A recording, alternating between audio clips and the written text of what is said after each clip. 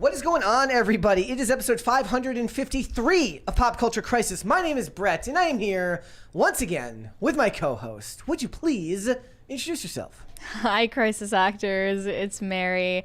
I'm feeling a little bit under the weather today, not gonna lie, but we're gonna power through. Brett's mentally unraveling before our very eyes. That's just a Wednesday. It's a day that ends in Y for us here at Pop Culture Crisis. So Sarah is here to help us out. Hey guys, I'm Hi. back. Thanks for having me. Are back. you okay? I'm doing all right. Okay. I was just checking in before I walked into this room, and something about the lights. How are the coffee sales going? They're going great. We can barely keep up, actually. So Cool. That's always a good thing. Yeah, Good That's always a stuff. good cannot thing. complain. I don't drink coffee, so I wouldn't know anything about it. But I did see people over the weekend arguing online about cold versus hot coffee. Do you have a preference? Oh, iced, 100%. 100% for you? Every day. Every day? Yeah. Yeah, I don't think I could do like hot coffee every day. It just doesn't work. for After me. I ordered that $5.30 Folgers coffee at the movie theater and waited for it to cool down so that I could put it in ice, I've been regretting all of my coffee decisions. You still go to McDonald's to get your coffee every day? Yeah. Well, not every day, but because I feel like it would be weird, you know? Yeah. Like they would start to think I have a problem. They just have your order ready. Yeah, like that weirds me out. Like I don't want overly familiar relationships with all of the employees at my local McDonald's. That was my mom. My mom got her McDonald's coffee every day. Yeah. And they knew her by name there. I'm sure a lot of people do. Yeah, and that was back at the time when, you know, the law, it was right around that time the lawsuit happened where the lady spilled the piping hot coffee yeah. on The her. old lady. So I still remember when they Everyone put slandered that poor woman. I still remember when they put the label like really hot on the Caution. on the cup. Caution, it's really, really hot. Basically, yeah. So, but I never have to worry about that because I don't drink coffee. So I was at I had to get Sorry, not hot. sorry, not hot. I had to go and I had to get somebody else a hot chocolate order at Sheetz. And first of all, the amount of options for confusing drinks at It's Sheetz. disgusting. It's disgusting. They'll ask you, do you want an immune supplement? Shot of B12. I have no idea what that means. Yes. So like, and for me, You it don't was want that a- gas station vitamin shot? What the hell is it? It's I You just pour 5-hour energy in your hot chocolate. Like, I saw a hat the other day. It said, it's like the hat's like I survived. It says I survived gas station dick pills. I kind of want to buy it. they ask you if you want dick pills in your hot chocolate.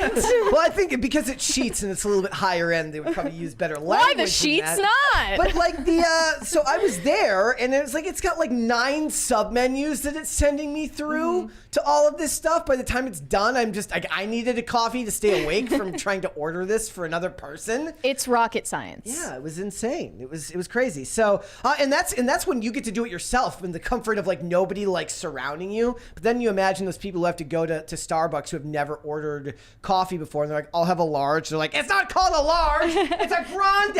And what are your pronouns? Yes, exactly. They're like, why isn't your hair blue? Now tip me 30% or you're a bigot. Basically, yes. So guys, we got a bunch of stuff to get into today, but before we get started, hit the like button on this video, subscribe to this channel if you have not done so already, and please share the video with your friends so that more people can come in here, hang out, watch these episodes, and hopefully share the videos with their friends. We want to help grow the show, so thank you very much. That is Remember, if any of you have friends. Yes. Big if. Yes, we have no Send idea. it to your moms. Send to your grandmother. And remember, all super chats $20 and over. We will interrupt the discussion. We will read those super chats right then and there, and then we will do our very best to get back on topic, as we always do. What do we got to talk about today? Well, the media has come out in a coordinated effort to gaslight the entirety of the general public, slander Johnny Depp, and save Amber Heard's crumbling image. There are multiple documentaries coming out aimed to change the narrative around what happened at the Depp versus Heard trial. It's the case that won't end. It really, really is. So we're going to get into that. We're going to talk about the latest round of celebrity AI deepfakes. This time, celebrity podcaster Bobby Altoff, who's just going through a divorce right now as well, which sucks. But an AI video of her doing lewd acts has come out, and she has, of course, denied this, but it just goes to the continued speculation that being a celebrity just doesn't seem very fun when you gotta worry about all of this stuff coming out. Though it does offer a unique chance for people to do really nasty, awful stuff and then be like, it wasn't me.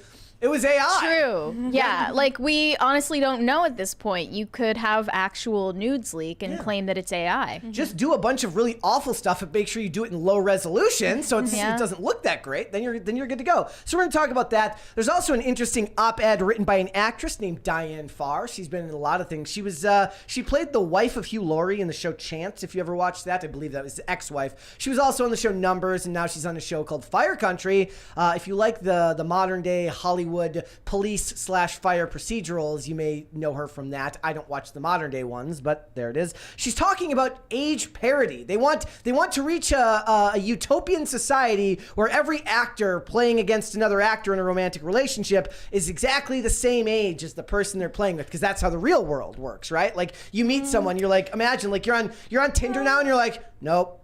Statistically, though, if we're looking at marriages, they are close in age. But we'll get into the data. Also, Christina Aguilera wants to talk to you about sexist double standards while advertising her vibrator company. Yeah. Okay, it's not a vibrator company. It's a sexual wellness brand. They're starting a movement to erase the stigma, blah, blah, blah. Yes. So you're just selling lube. They sell is lube. Yeah. Yeah. Just call it a lube company. I don't know. So we'll get into that. It's going to be a lot of fun. We got a lot of stuff to get into. So if you ladies are ready, we will just go ahead and get started. Are you ready? I guess. Are you ready, Sam? Yes. All right. Let's go ahead and get started then. We had a bunch of stuff to talk about today. First things first, there was you can breathe a sigh of relief if you're cheap like a lot of other people these days. Not me, because I pay for commercials, or I pay to not have to see commercials. But apparently people were worried that Freevee was going to be taken off of Amazon.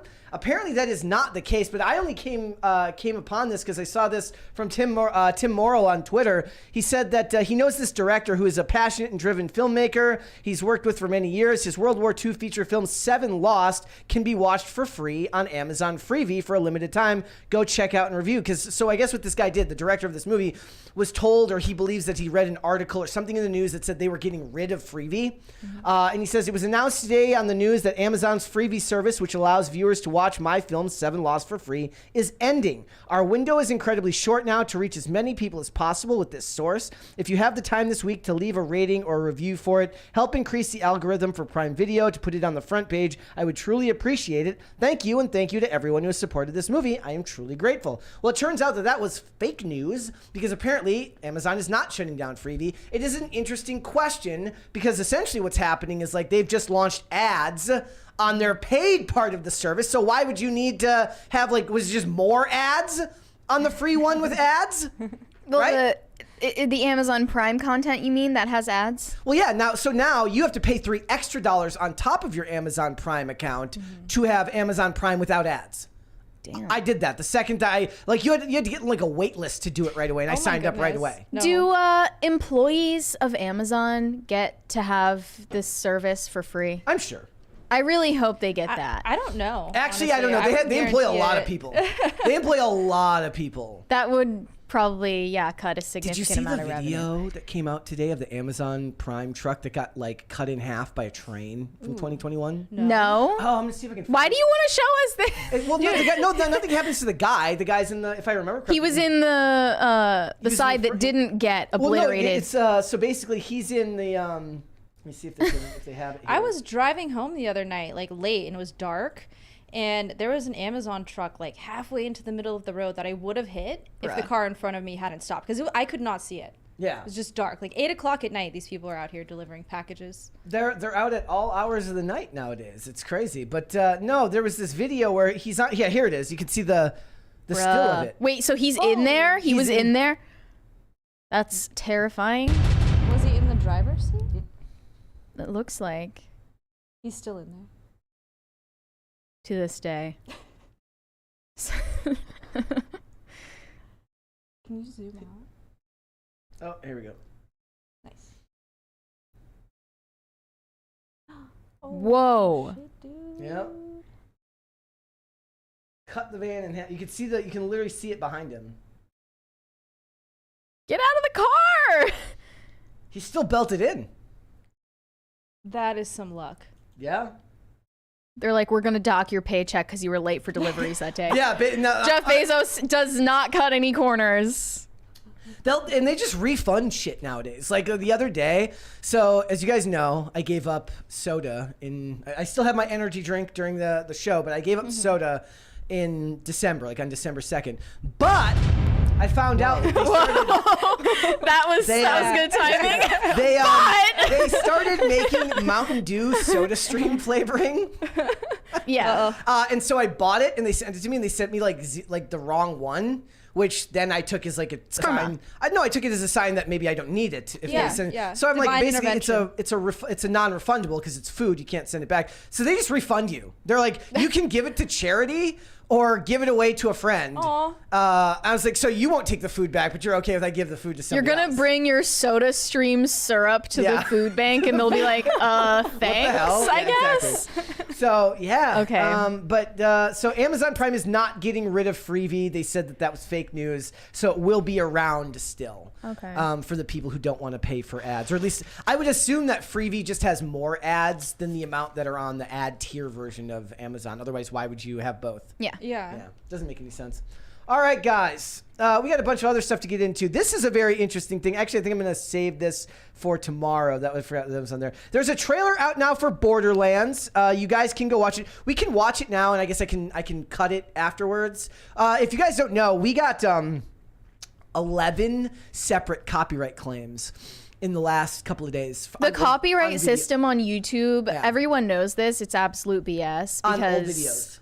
I mean, when we're reacting to these trailers or any content that happens to be copyrighted, it's transformative content, which should make it fair use, but they just use bots to spot it in the algorithm, and you'll get claimed anyway. I mean, it's algorithmically triggered, right? It just automatically catches the audio or the clip, and it does it. There was a time when we weren't even watching a trailer. Like, we were just on we were in this screen that you can see right now with the article in the middle, and there was an article pulled up, and it was like on like Newsweek or something, and they always have those videos in the Flash player up there. Yeah. And there was like a trailer for something playing in the Flash player. We didn't even Without notice it. sound on. No sound on or anything, and we got claimed for that one. So let's go ahead and watch this. Yeah, over-policed by the AI. Let's watch it anyway.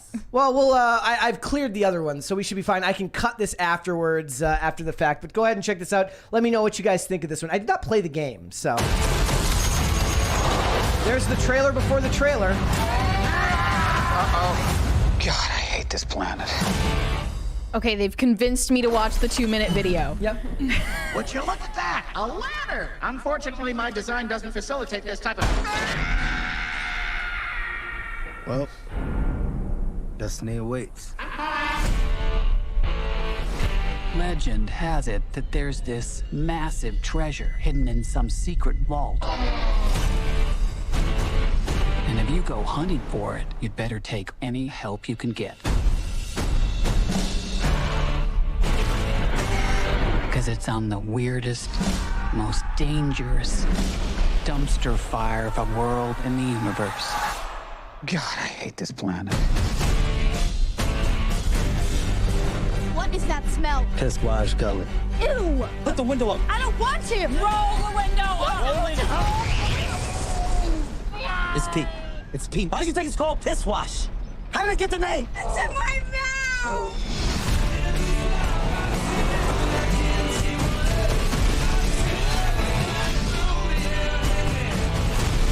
Do you know how many people have died looking for this vault? Somebody says We have green something screen the to- movie. Unironically, better green screen than the most recent Mad Max movie. Yeah. Oh, baby girl. Okay. What? Major issues.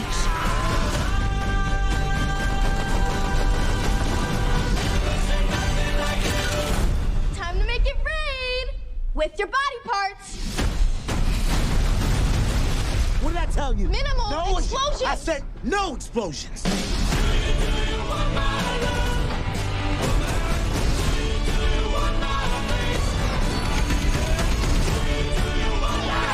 Step aside, bitches! Ooh, mine's bigger. What are you doing? I needed a gun. So you asked for it. There's There's only one of you in the world, and you're special. Uh-oh. Kill them all.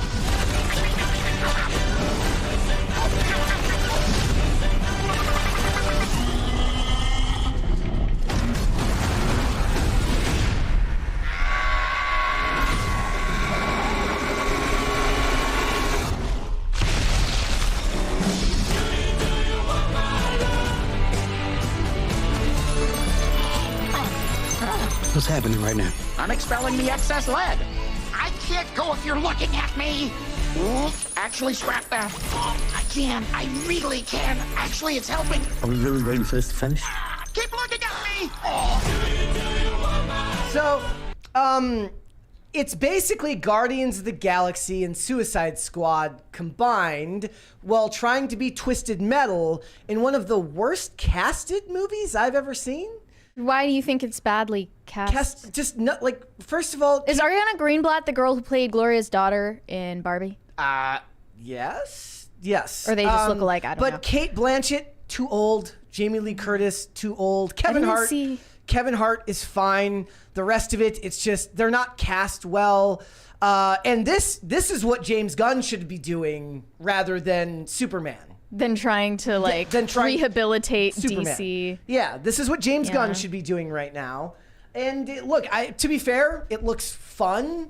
If Everyone is hating it. right? Everyone in the chat's hating Yeah, it. It looks awful. It looks exactly. you gotta be honest. But it's like I would much rather watch season 2 of the Twisted Metal TV show, which I really, really enjoyed. And Eli Roth did Thanksgiving, which everybody liked this year. Am I chat? Remind me, am I right about that? That Eli Roth did Slasher Thanksgiving? with Yes. Addison Rae, the TikToker. That was Eli Roth, right? Mm-hmm. He generally hits most of the time, but I do think that definitely this should have been done by James Gunn. Just thoughts on it. It doesn't look cast right to me. Like they all look like old people trying to be hello there fellow kids. There's no Right? chemistry. Kevin Hart at least pulls it off because he's a comedian by trade. Kate Blanchett's like, man, I got to buy another house. Like, I can't keep playing Phyllis Schlafly. Yeah. Is there anyone else you would have rather seen in that role? I would have to think about that one. Like, I could probably come up with some like this. Like I guess there's not really a role here for John Cena, but they had Jack Black as a voice actor. Yeah. Like I don't know. It's like I think the trailer's cut together in a fun way, but it's just like it looks like a bunch of actors who you just know they despise what they're doing right now. They're like, this isn't art. These this are is just stupid. these are Falling tropes we've already seen before. Like Yeah. it's very played out. It's giving the 2010s. What would have been better is if they made the little girl like the girl from Kick-Ass and just had her like cursing and cussing a bunch. If Because only all of she her was, one-liners weren't. Wait, you mean Chloe Moretz? Or? Yeah. Sadly, she could have been in this. She could have taken Kate Blanchett's role. So She chose to do that shitty peripheral show. Dustin in the Wind is right. It looks forced. Like all the actors, like after they're done, they all immediately go to their trailers. There's and don't speak to each other. no group chat. There is no group chat here. They're all like Misery, the movie. Mm-hmm. Yep. All right. So that's the thoughts on that one. We'll have to wait and see. All right. More bad news for Madam Web. If you wanted to know why the box office was so bad for this movie, it's because unlike me and Mary, who struggled through this thing valiantly, a lot of people went and were like, no, I want my money back. Wow. They had mass refunds opening night. Well, isn't that only if you choose to not go? Nope. No, I think you can get refunds. You can get a refund? Yeah, I think if you bitch enough, you can get a refund. We should just do that every time that we go to a movie we hate. It says Madam Web has kicked off one of the worst ever opening weekends for a new film based on Marvel Comics characters ahead of the release. It was looking clear that the film was in trouble as advanced ticket sales were not very strong. Reportedly, an insider for an unnamed major theatrical chain spoke how many of the advanced ticket sales could actually have been dwindling in real time as film goers were requesting refunds as late as Wednesday, the midweek opening day for Madam Web. So people bought advanced tickets and were like, no. Was it that bad?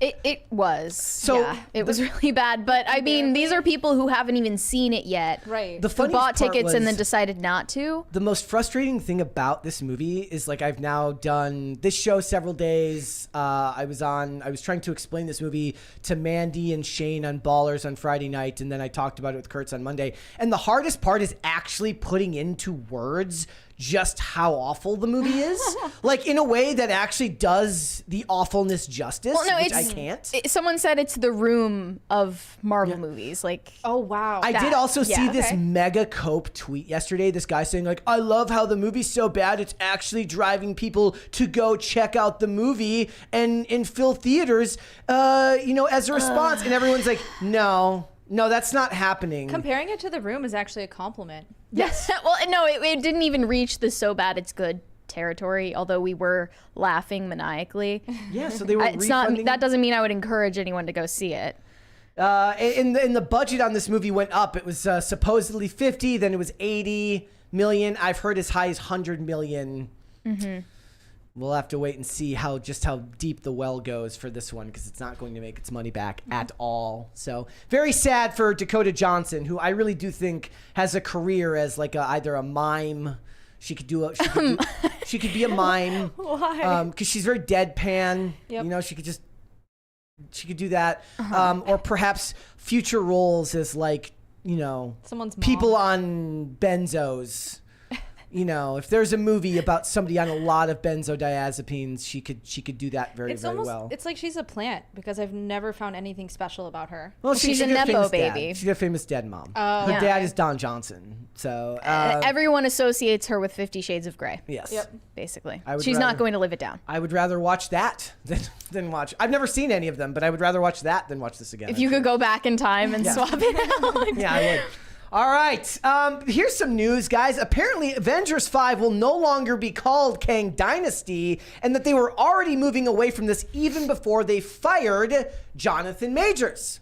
That's very interesting. I don't know what the hell they're going to do with it or how the hell they're going to fix this, but they can't really fix Marvel right now. They were already planning to fire him before he got Me Too'd. They were already planning to get rid of the name Kang Dynasty, so they were already moving away from the character even before he was fired. How convenient. Yes, Right. I know. I don't know if I believe that. Yeah, well, we'll have to wait and see if that actually shows up, but yeah.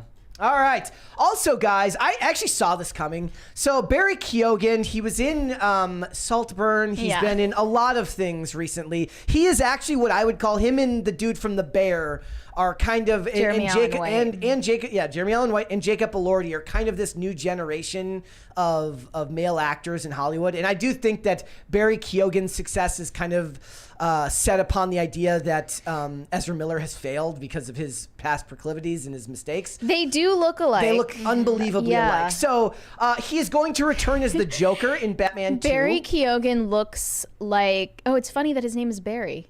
Yeah, but he looks like Ezra Miller if he were Irish and had a bad spray tan, And in shape. and in is shape. in So- relatively good shape. He of course he shows up at the end of the Batman as the Joker, and I think that maybe this is one of those storylines that they could have just dumped and they didn't need to even revisit it. But given that the actor is a star on the rise now, it makes more sense to include him, right? He's everywhere now. The Riddler was who was the Riddler? Paul Dano. I haven't seen him in anything else. He's a very big actor's actor. He's the dude who people who collect A24 movies and care about the Criterion collection. The Riddler was an awful villain, And I will like say an that awful portrayal. Paul Dano was in the underrated masterpiece, The Girl Next Door, with I remember him from Little Miss Sunshine. Yes. He will never Okay. not be the colorblind brother. But he It's was just- with Emile Hirsch and what's her name from 24 in The Girl Next Door, which The is the movie about Riddler- the kid who falls in love with the girl who left the porn business and moves into the house next to him. The Riddler came heartwarming off as story. like he came off as more like a special needs adult. Like Yes, and Timothy It was Olyphant. bad Thank casting. he was like he kept on like moaning to himself. It was like really disturbing and not in a menacing way. Like I just don't understand why anyone liked the Batman. I really didn't. It was not good. 2 hours and 59 minutes is enough of a reason to make me hate your movie. Was everyone just desperate to like the next big movie after COVID, or what was that? I don't think it was. I don't think it was as loved as people think it is. I think it got pretty middling reviews from the general public. Stop giving bad movies sequels. Yep. All right. Donald Trump might be in trouble, ladies and gentlemen. He's in legal trouble right now. He is going to be in legal trouble. So apparently he's got his, this is from Indy 100, so they're not shoes, they're trainers, because that's what you call shoes in the UK. Trainers. But apparently the Donald Trump shoes had red bottom soles. And apparently, I found out today, you can't do that because Christian Louboutin apparently holds copyright on putting red on the bottom of your shoes. I did know that, but it's that. that specific shade of red. Okay. So you can't copy that specific shade. Yeah, and apparently they've won multiple lawsuits over this. Yeah. So this gay TikToker should we watch this video? Explained the situation. So many videos already about Donald Jehoshaphat Trump and his stupid, ugly $400 sneakers he's peddling. But one thing I haven't seen anyone mention is I think he's going to get sued for them. Look closely. I know it's hard because they're so ugly, but they have red bottoms. Solid red bottoms. Now, Christian Louboutin owns the trademark for red bottom shoes, unless a shoe is also solid red. They have won so many lawsuits for people using red bottoms. And you might be saying, but the shoes are sneakers and those are heels. Doesn't matter. And in case you were wondering, yes, they also make sneakers. The irony of Donald Trump selling sneakers to try and pay off his legal bills with something that's probably going to get him slapped with another very big lawsuit is so deliciously comical. All right, my I hate his voice. I hate his voice. Yep. Make it stop. Yep. I mean, I didn't know that it was so easy to win a lawsuit like that when it, like, the shade of red is totally subjective. Right. But if they've won before, he is an easy target. Shade is not subjective though. They can actually, like, most, you have to register an actual on the color spectrum, right? It has like a number to it. Yeah, so they chose one that was like one or two shades away. Yeah, I love the idea that Donald Trump thinks that that's like he's like, no, they have to have red on the bottom because he probably had nothing to do with the because he's design a of these Republican, you know, so you can't have blue on the bottom. That wouldn't be good. He's not a Democrat. Yeah, $20 one here from Cody Bedreau says, as good Catholics, my sister and I hate this guy. The guy in the TikTok, or yes. Okay. Good to know. Yeah. So we'll have to wait and see. Hopefully he doesn't get sued for that. Or he could just change the shade to another shade of red. Yeah. I guess. He should do orange. He should make orange shoes. Oh, right. Orange Man bad. Yes, orange man bad. He should make orange shoes. He really should. All right, guys. And Mary, do you want to? So you're gonna have to tell me who this person is, because I was reading all about this the other day. I had no idea who the hell Bridget Mendler was. Sarah, do you know who Bridget Mendler is, or what Good Luck Charlie is? I've heard of Good Luck Charlie. So okay, this is not a show I'd ever heard of. Big generational divide. Like, you had heard of Wizards of Waverly Place, the Selena Gomez Disney Channel show, but you had not heard of Good Luck Charlie. But every Zoomer knows that the last good show that was ever aired on the Disney Channel was Good Luck Charlie. And it was aired from 2010 to 2014, right before everything went to shit and collapsed for Disney. So I have fond memories of this show. Bridget Mendler was the star of it.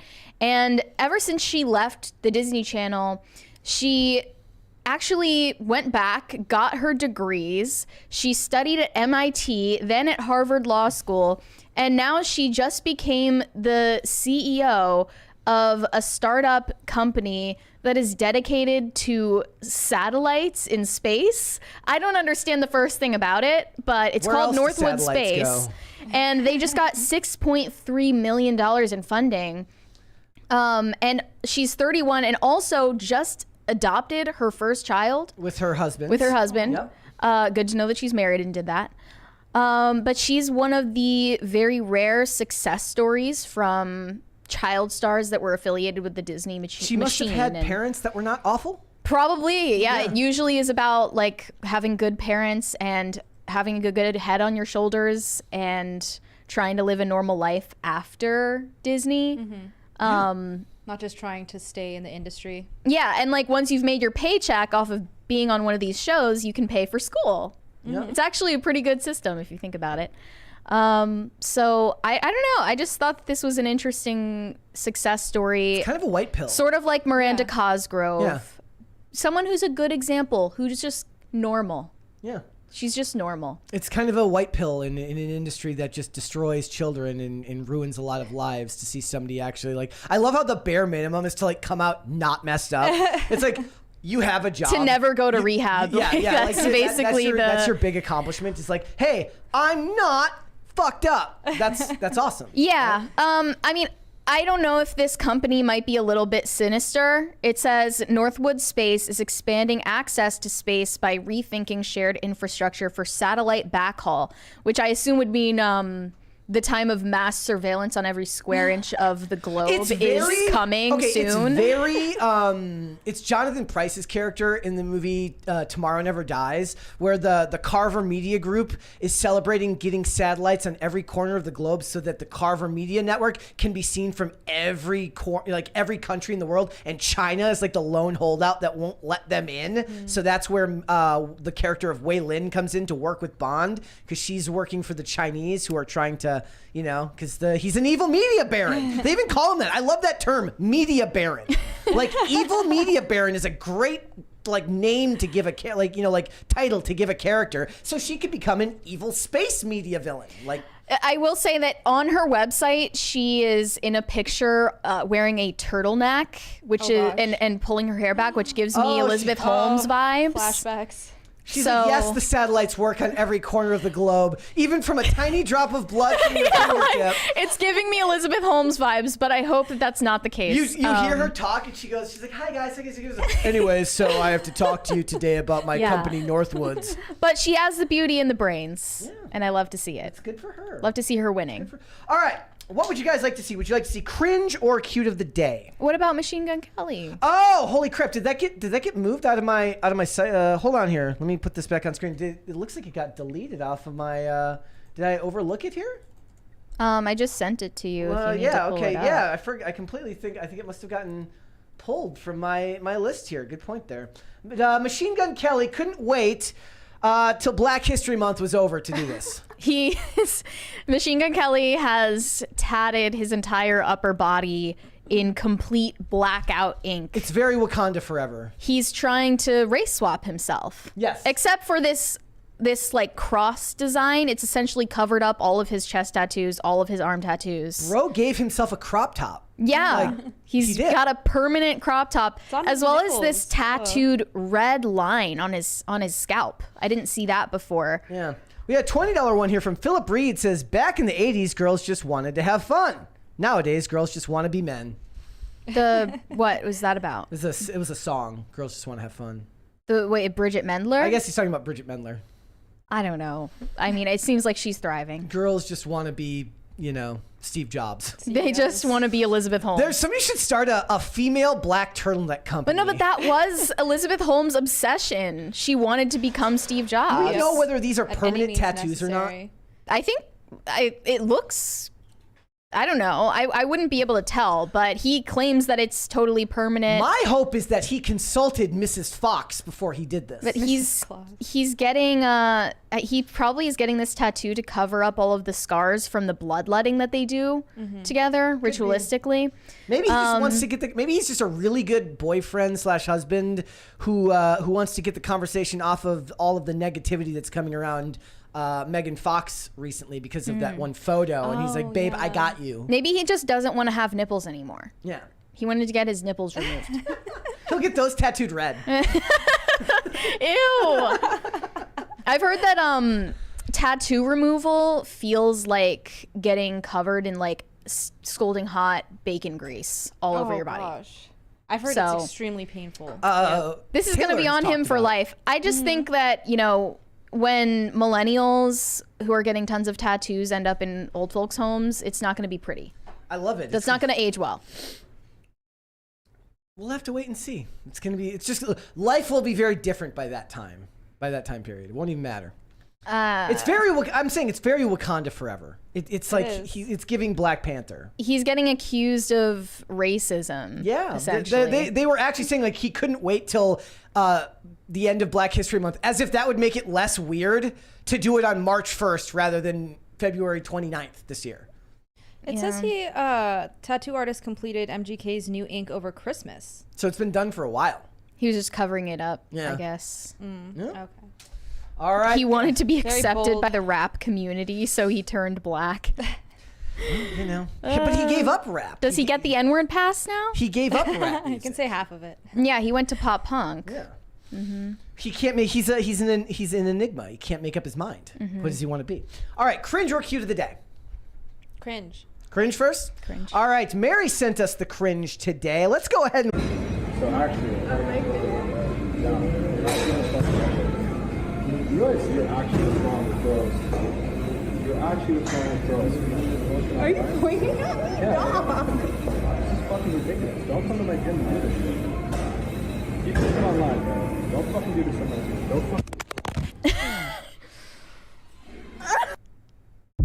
So he kicked her phone and broke it because she was probably using this as an opportunity to promote her OnlyFans. Yeah. I just can't believe women were really defending this chick. Well, she responded here. Like as if this is a normal thing to do in a gym. So just because I do OF, I'm not allowed to stretch at the gym? Because before Oh, I shut started up! OF, Oh my that's when you gosh. stretch before every leg day, right? Right. Nobody does that And also stretch. to all the girls That's saying not that I deserved it, That's and a all the huge people stretch. saying that I deserve to have my phone kicked. I deserve He to be shouldn't have kicked the harassed in public because I was minding my own business in the smallest corner of the gym. Is there a rule that says no phones? No, there's not. Was it on a tripod? Was I being obnoxious? No, I wasn't. Was I being loud? No. Well, you were being So, obnoxious. I don't know. Obnoxious. It's really sad to me to see all these comments saying that I It deserve. doesn't matter because they win every time. Every time this stuff happens, they get thousands of new subscribers and all the publicity they could ever want. So it's actually a lose-lose game for the people who criticize them. Do you think that this was because I like went to the gym coordinated and I and the was- guy was her friend and they like planned it for engagement? Yeah, once you brought up the point that she's probably going to get a bunch of more subscribers for this, it occurred to me that it could very well be staged. I mean, if the guy owns the gym, I don't know if he would want to be doing that. It's not exactly good. Well, he publicity. referred to it as my gym, my but that gym. doesn't mean that he owns the gym. He's Right. just like, this is my gym and I Yeah. go here. Which would make I'm him assuming ultra he douchey already too. knew who I was, But that's an which- it's super. You know douchey what? to I say. don't. her I story. don't blame the guy. I think that if you're the guy's the making guy. yourself a public nuisance and essentially you're sexually harassing everybody in the gym Yeah. by doing this, then you deserve to be retaliated against. I'm gonna Yeah. read the super chat. Oodles and McNoodles says, "Do we know he broke it? Is it possible she broke it after the fact?" Yeah, Possible. I Yeah. did not think that kick actually would have broke that phone. She's gonna start a I agree. GoFundMe for her new phone, and the Yep. goal is gonna be $20,000. Yeah. That's probably what it was. She wanted people to feel sorry for her and send her money to buy a new phone and subscribe to her OnlyFans. And Like if Even a, if it if is a re- dude is were real. in the corner of a gym recording himself like twerking or something, I would also come up to him and be like, "What are you doing?" It's and like I would. it's like the girls who went to the gym in nothing but body paint, and they're like, "Why do you have a See, problem like, with that?" They're being perverts. And I said, like, are actual women becoming autogynephiles now? You're actually perverted and sexually harassing all of these strangers around you, and you expect no one to say anything. Well, that's because it's a huge thing for women to think that men could never be sexually harassed because men are such sexual creatures that they would welcome it no matter what the situation, because that's what society has told them. I well, the suppose problem is so. that you're dangling yourself in front of someone, and if they were to do something, then they're going to get in trouble, not you. That's the whole issue, in my opinion. Right. Oh, that's such a normal thing to do at the gym. That's just a normal leg day warm up. Of course, yeah, yep. Yeah. So, whatever. all right, guys. Now that we're done with that, we can go to cute of the day. Yeah. Actual That cute like of the made day. me angry. It Yeah. wasn't even like a cringe. I'm just like upset now. Yep. Would you do the same as the guy did? Would you kick the thing? I think he spoke on behalf of all of mankind. I just That still the has only thing common I thought was sense. cringy was like if he doesn't own the gym, calling it my gym is It's like, super this is my dorky, territory. is super Dude, dorky, his but alpha but energy his just, he problem couldn't with hold her it is back. valid.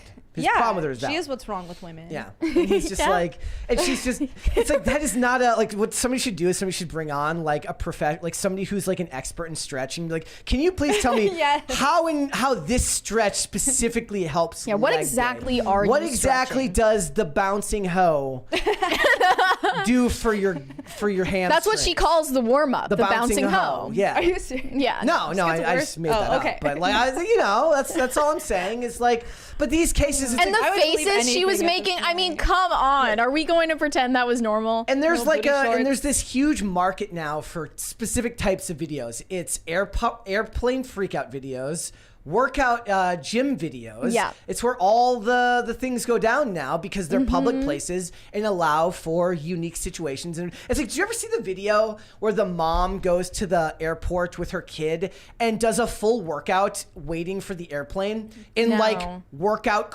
like skin tight Lululemon workout clothes? She puts the mat down and does the whole workout while the baby's there. And people in the back are like reading their papers and on their phone, just doing their best to not look at the woman in the skin tight workout clothes working out at the airport. Like, see, people want to mind their own business. Right. People want to not bother you, but you're asking for a reaction. Yeah.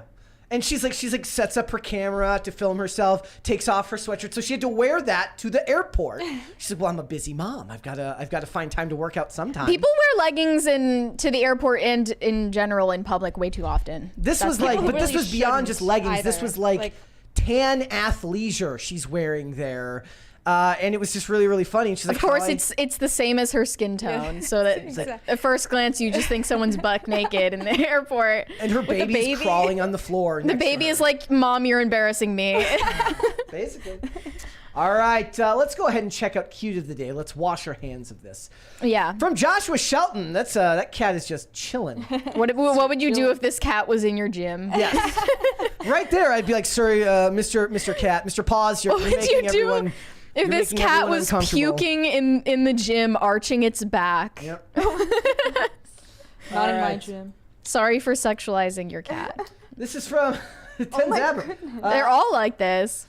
What would you do if this was your dog? What would you do at the if airport? this dog was in the gym? Yes. Very cute, but maybe a little bit presumptuous. That's all I'm saying. Yeah. All right.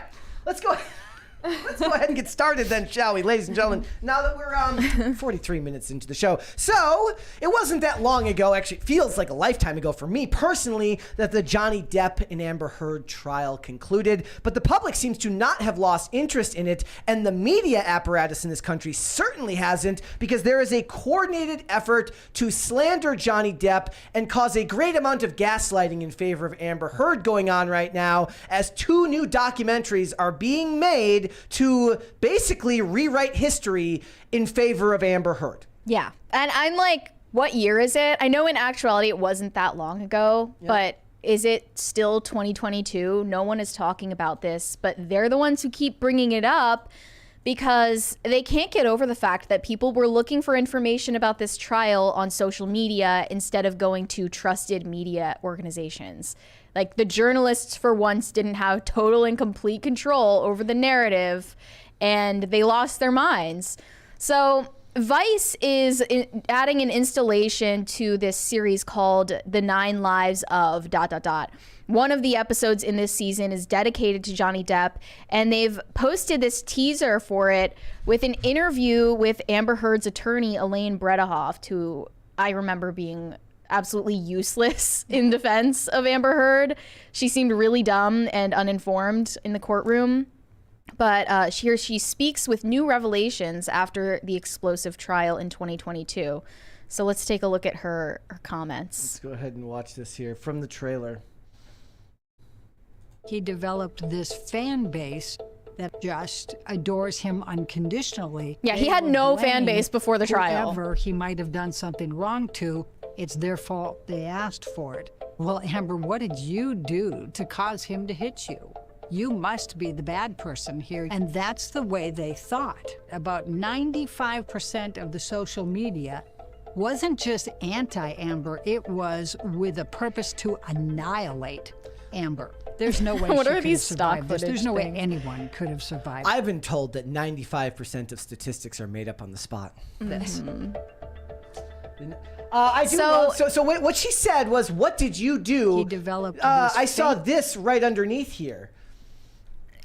Right, the infamous quote. You didn't get punched. You got hit. I'm sorry I hit you like this, but I did not punch you. I did not effing deck you. I effing was hitting you. I don't know what the motion of my actual hand was, but you're fine. I did not hurt you. I did not punch you. I was hitting you. What a monster. It's such a meaningful difference, hitting and punching. And it's very disingenuous because no one was arguing that Amber Heard deserved to get hit. They were arguing that Johnny Depp didn't hit Amber. Like, there's a huge difference between those two arguments.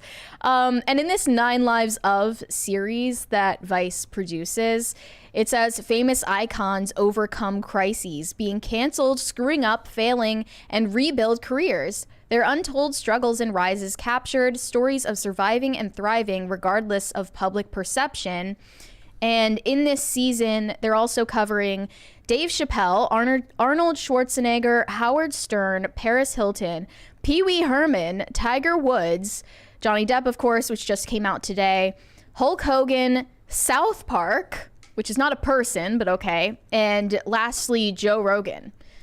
How does Joe Rogan fit into this? Joe Rogan gets canceled every couple of years for something he says, and then it never sticks. I don't know. It's weird. And Paris Hilton, like, I don't know. A lot of these people, I felt like they were never hated that much. But I mean, some of those people were. Hulk Hogan was because of the racist comments. Paris Hilton got dragged for her sex tape. Yeah, And back in the then day. Kim Kardashian made one, and now OnlyFans is a thing. yeah. She got screwed. Yeah. People are theorizing that this is a coordinated hate campaign against Johnny Depp because at the same time as this Vice documentary episode, the journalist Alexei Mostras has announced his new podcast series called Who Trolled Amber. It's a 6-part series produced by a company called Tortoise, which says they're slow news without the noise. It's definitely slow news if it took you 2 years to get to this one. He said, it's my investigation into what happened to Amber Heard online. Was she the victim of an organized hate campaign? And if so, who was responsible? Those are rhetorical questions because we're supposed to assume already that, yes, she was the victim of an organized hate campaign. And who was responsible? Johnny Depp and misogynists online. Let's listen to the trailer for that. Here we go. There was a moment where I got up one day and I got on social media, I got on Twitter, and I just noticed that my feed was just absolutely overrun with content. This story starts with a spy. A spy? Well, a former spy. I started to try to excise that content from my timeline. Someone who knows how easy it is to sway opinions online. It became apparent fairly quickly that that was not working, which is unusual. Being a career investigator, my brain kind of went, oh, there's something going on here. This person came to me with a strange theory. I spent a period of time investigating disinformation campaigns, so foreign influence operations, information warfare stuff. He's an expert. This was more akin to that, what I was witnessing. Not about a stolen election or a hacking operation, but about Johnny Depp and Amber Heard. There is no way that that was all organic. No way. Depp v. Heard was the celebrity trial of the century. From the trending hashtag Justice for Johnny Depp to the viral memes mocking Amber Heard. Millions of people saw Amber Not the lose. Maymays. The most humiliating No, and not the horrible thing I've ever TikToks. been through. The US trial is a terrible example of what happens to women when they speak out. You might think that's all there is to it. But what if you're wrong? What if you're wrong and the Amber journalists Heard are right? was the victim of an organized trolling campaign. Trolling. Trolling. appear to exhibit indications that there have been a rented bot network or a for-hire propaganda network. What if the online hate against her wasn't real?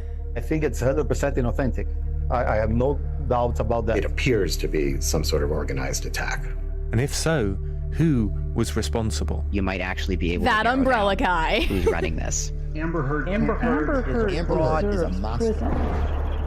This is more than a story about celebrities at war. it's about how easily truths can be manipulated in our digital age, how our thoughts can be molded without us even knowing. There are many things we can say about this very toxic industry that is really a threat for democracy. DMs that basically said, we know where you live, we know where you are, and we're going to come find you, and we're going to hurt you. The vocal fry. At any time, we're my going story to and find my you, work will and be we're going revealed. to hurt you. I'm Alexi Mostras, the host of Sweet Bobby and Hoaxed. Never heard of This him. is Who Trolled Amber, a new 6-part series from Tortoise. Okay, we get the picture.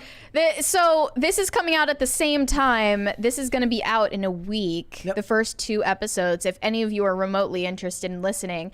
But it begins with an interview with a former CIA operative who, in his expertise about online disinformation, is going to illuminate for us that actually there was no real public sentiment in favor of Johnny Depp or against Amber Heard. It was all fake.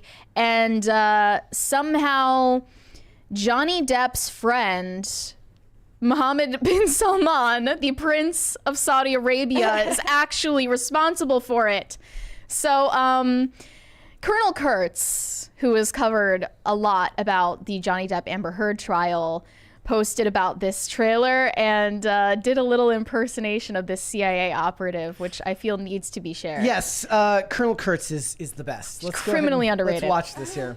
Anyway, I was taking a break one day from my spycraft, and I was just scrolling through Instagram and Twitter and TikTok and YouTube.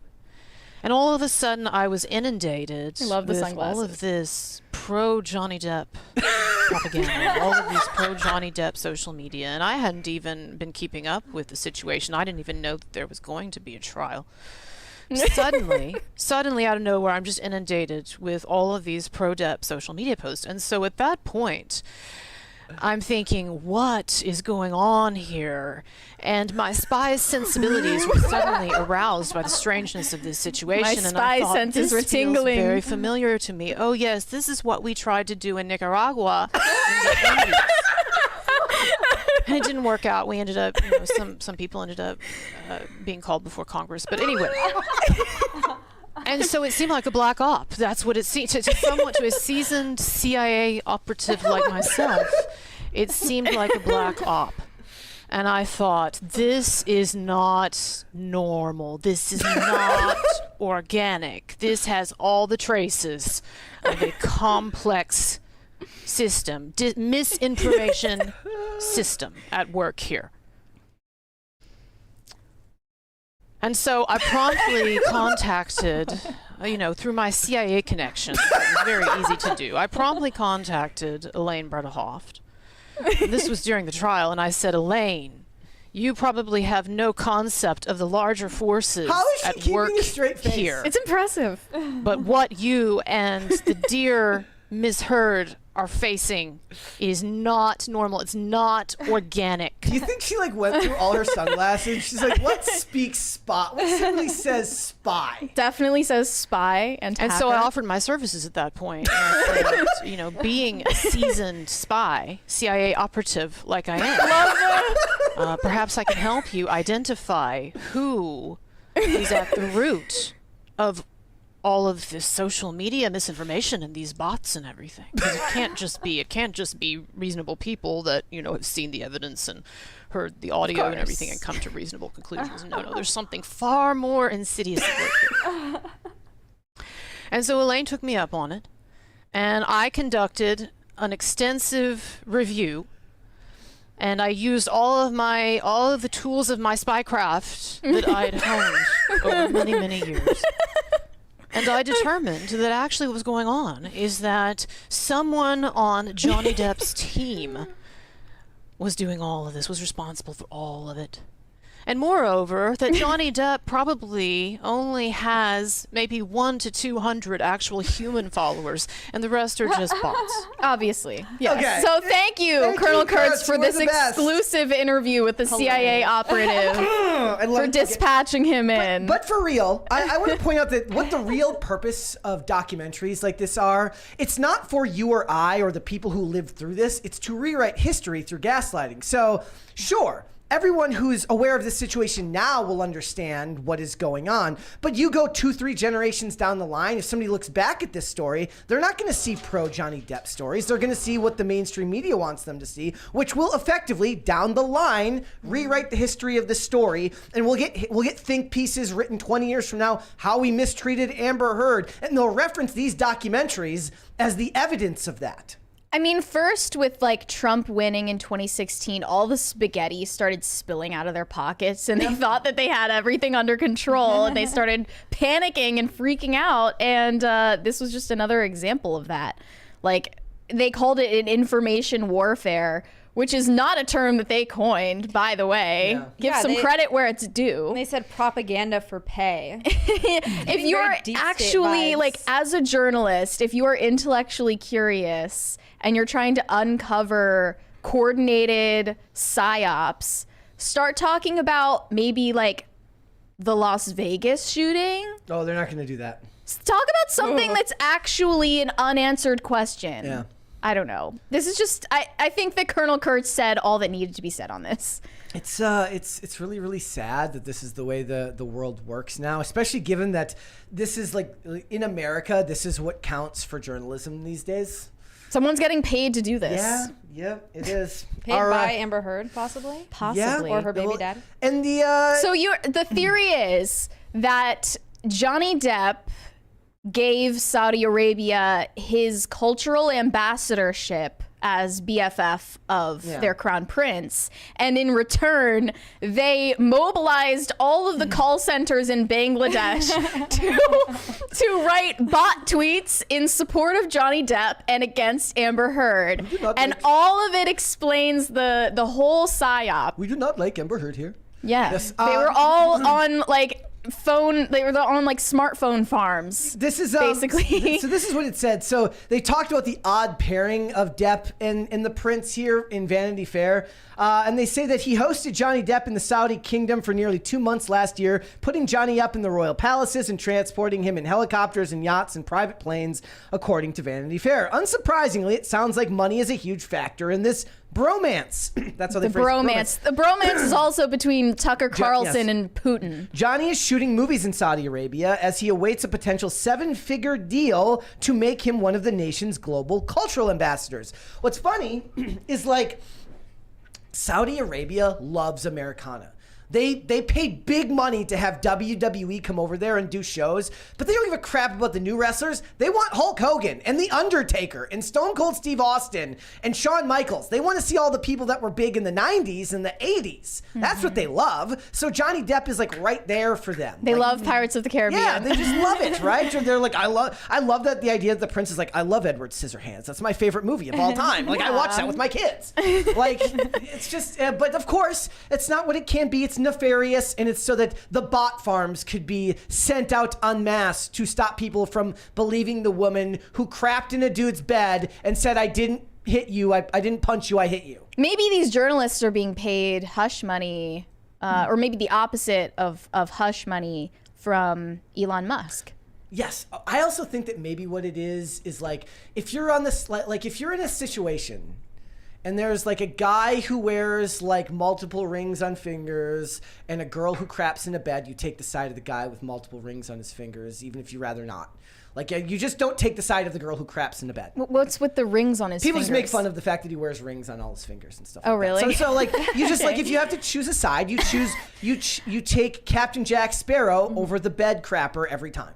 And on the IQ bell curve, the smart people are the ones who didn't take a side. Yes, of course. I mean, that was like us most of the time. We're like, yeah, they seem kind of bad for each other. Thank you, guys. Yep. Thank you, guys. Seems like a toxic relationship that never needed this amount of attention. Correct. All right, let's go super chats. Shane H. Wilder said, Happy Wednesday, Brett, Mary, and Sarah. Brett, I'm losing my mind. Mary, I'm under the weather. Sarah, meh, I don't know what's wrong with y'all. I'm fine and dandy. Yeah, it's the show. It's doing a number on us, clearly. All of the CIA psyops. Do 2 more. T-Dog said Fannie Willis preached to a black church. Look it up. I didn't know that. Okay. Wow. I didn't know that. Corey Anderson said, Sarah, you owe us an origin story. Well, she was sent here. A stork dropped her off at the front door. Yeah. From birth. Mm-hmm. And she was raised here. I was here wolves. first. Yes. Actually. Let's hold off on the rest and let's come back after the Yeah. fact. Let's go ahead and move on. Let's talk about Bobby Althoff. Yeah, newly minted celebrity podcaster Bobby Althoff, who I've said is an industry plant this entire time, just had leaks of her spreading on the internet, and everyone is divided. Are these real or are they AI-generated deepfakes? And she's just supposedly the newest victim of sexually explicit deepfakes spreading around online. I thankfully didn't see them, and I don't plan to.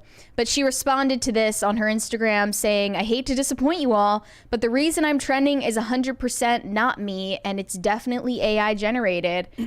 But even if it were real, she could just respond and say that it's AI. Yes. It's an easy out these days. It's the best out for people nowadays is to do all sorts of degenerate shit and then just... It was AI. Yeah. So you can't spread it. That would be unethical. It wasn't me. No, but I'm inclined to believe her because the amount of media obsession over this chick's podcast has been insane. If anything is astroturfed, it's the Really Good Podcast, and yes, that's the actual title of the podcast. She recently got divorced. Her husband filed for divorce, and a lot of people blamed Drake for meddling in their relationship after he appeared on her podcast. I think the reality is just like these are the job hazards that come with exploding in internet fame, Especially being a woman. and her husband didn't want to be part of it anymore, and she missed her child's first birthday in order to interview Drake on her podcast. And I think that's the red flag. That's the beginning of the end for your family. And it's not AI pictures in this case. It's an AI video, which we cannot show on here. Mm-hmm. Yes, it's not photos of her. It's AI. It's an That's AI hard to video. fake, isn't it? Not if it's low quality. Like it doesn't have to look super accurate. The point is, Yeah. It was going around, and then what they were doing is they were intertwining it with some of her more like actually racy photos that she's taken from photo shoots to make it think that it was in the same vein as that, but it was not that. And it's just, look, you're not gonna get the Taylor Swift response that we got just 4 weeks ago. Oh yeah. So after Taylor Swift leaks are going around on X, you can't search Taylor Swift's name for like over 24 hours because Elon Musk swooped in to save the day. But no such special treatment for anyone else who is the victim of AI deepfakes. Yep. What's that about? It's not gonna happen. I mean, unfair world. That's just the way things Taylor are. Swift is Taylor Swift. Yep. Yeah. I guess it's not hard to believe considering like she's known for she interviewed Drake. People are saying, is this the lady who interviewed on the bed? Yes, she interviewed Jake the Drake. I did see Earth 2 Drake. I did see a great when all the memes were going around just a couple weeks ago about Drake's supposedly having his junk out on showed up, and it was Drake the Snake Roberts. He verified that was a real video. Yes, as well. Yeah, if you guys don't know, Drake apparently had his manhood exposed. Oh man. Yeah. Drake was the one who put hot sauce in the used condoms, right? What? Yeah, you didn't hear about Wait, that? what? Yeah, okay, so there was a story where apparently after he hooked up with, I don't know if she was an escort or just a fan or a lady, the girl tried to like take the used condom and like use it. What do you mean? To get the stuff. Yeah. Oh. So he had to put, but I believe it was Drake. He put hot sauce. I mean, if you were Drake in the.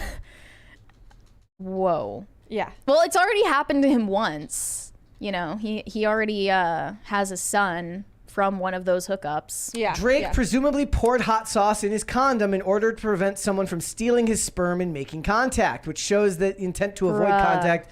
Yeah. An encounter with Drake, a young lady. Yeah. It's absolutely insane. So she found out the hard way? Yeah. Eek. That's what you get. But I mean, Bobby Yikes. Altoff is a star on the rise right now, which will presumably expand now that she's getting divorced and she can dedicate even more time to her career. It's just sad because, you know, it seemed like she had this deadpan persona online, but she was able to separate that from her real life, and she actually has this happy family. And she was making mom content before this podcast existed, and she was picked up by a talent agency. And it just seemed like, you know, she's actually a normal person beneath all of the memes.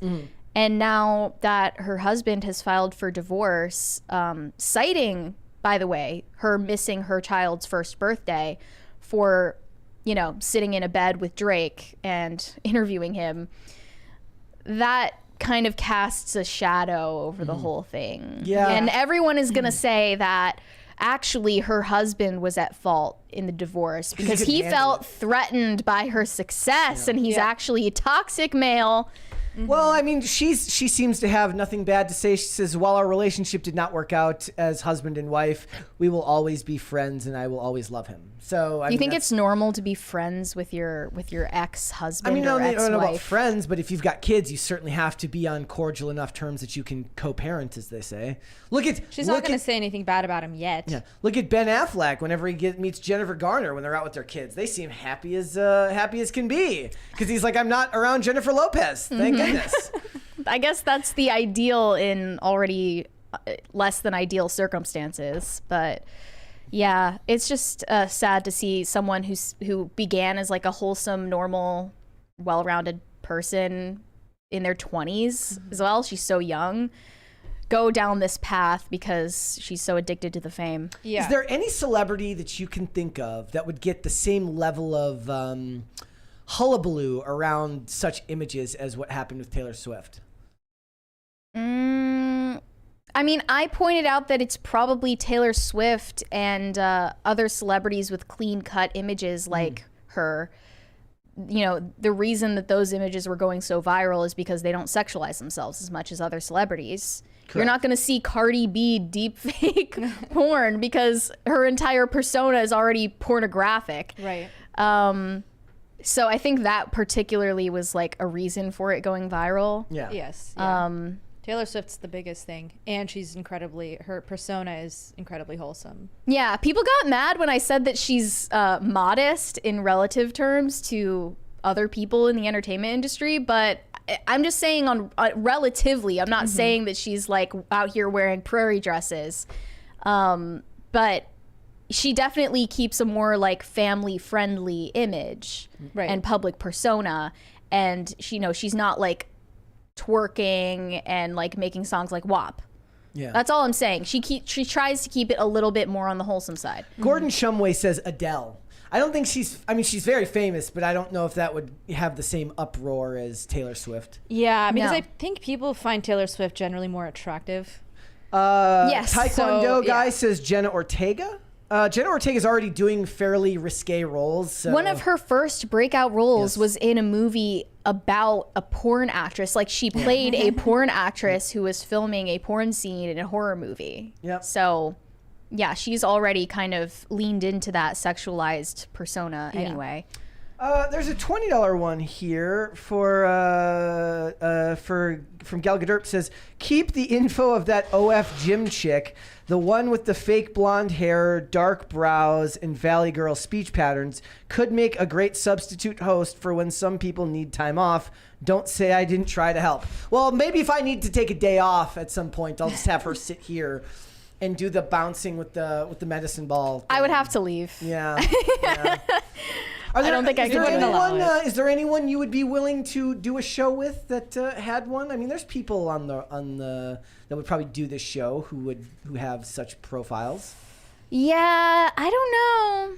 No, none that come to mind. Probably every right publicity appearance that someone does who has an OF, they're using it to promote their OF, and like, I just don't know if I could feel okay about that. could be like, okay, yes, but we'd prefer if you didn't promote it while doing the show as guest appearance. But then why would they come do it if that's? But then we're gonna link to their socials, and that's where it's linked. It's just like we had an offer from some YouTubers who do psychic readings on celebrities. I would love to have that. They reached out and they were like, "Can we be on your show?" We don't have enough spots here. It's really fun. It's three sisters that do like they do psychic readings about celebrities and stuff like this, which sounds like a lot of fun. Yeah. But the way the studio's set up, we just wouldn't be able to do it. Like I guess I could Okay, sit over regardless of the studio setup, I would not be okay with doing a show with people doing like psychic readings. Like tapping into the other realm. I would. Then make your own show and you invite the One psychic day when Mary can't be here, Yes. you can invite the psychic That sisters. is possible. Well, Mary's not going to be here tomorrow, but they're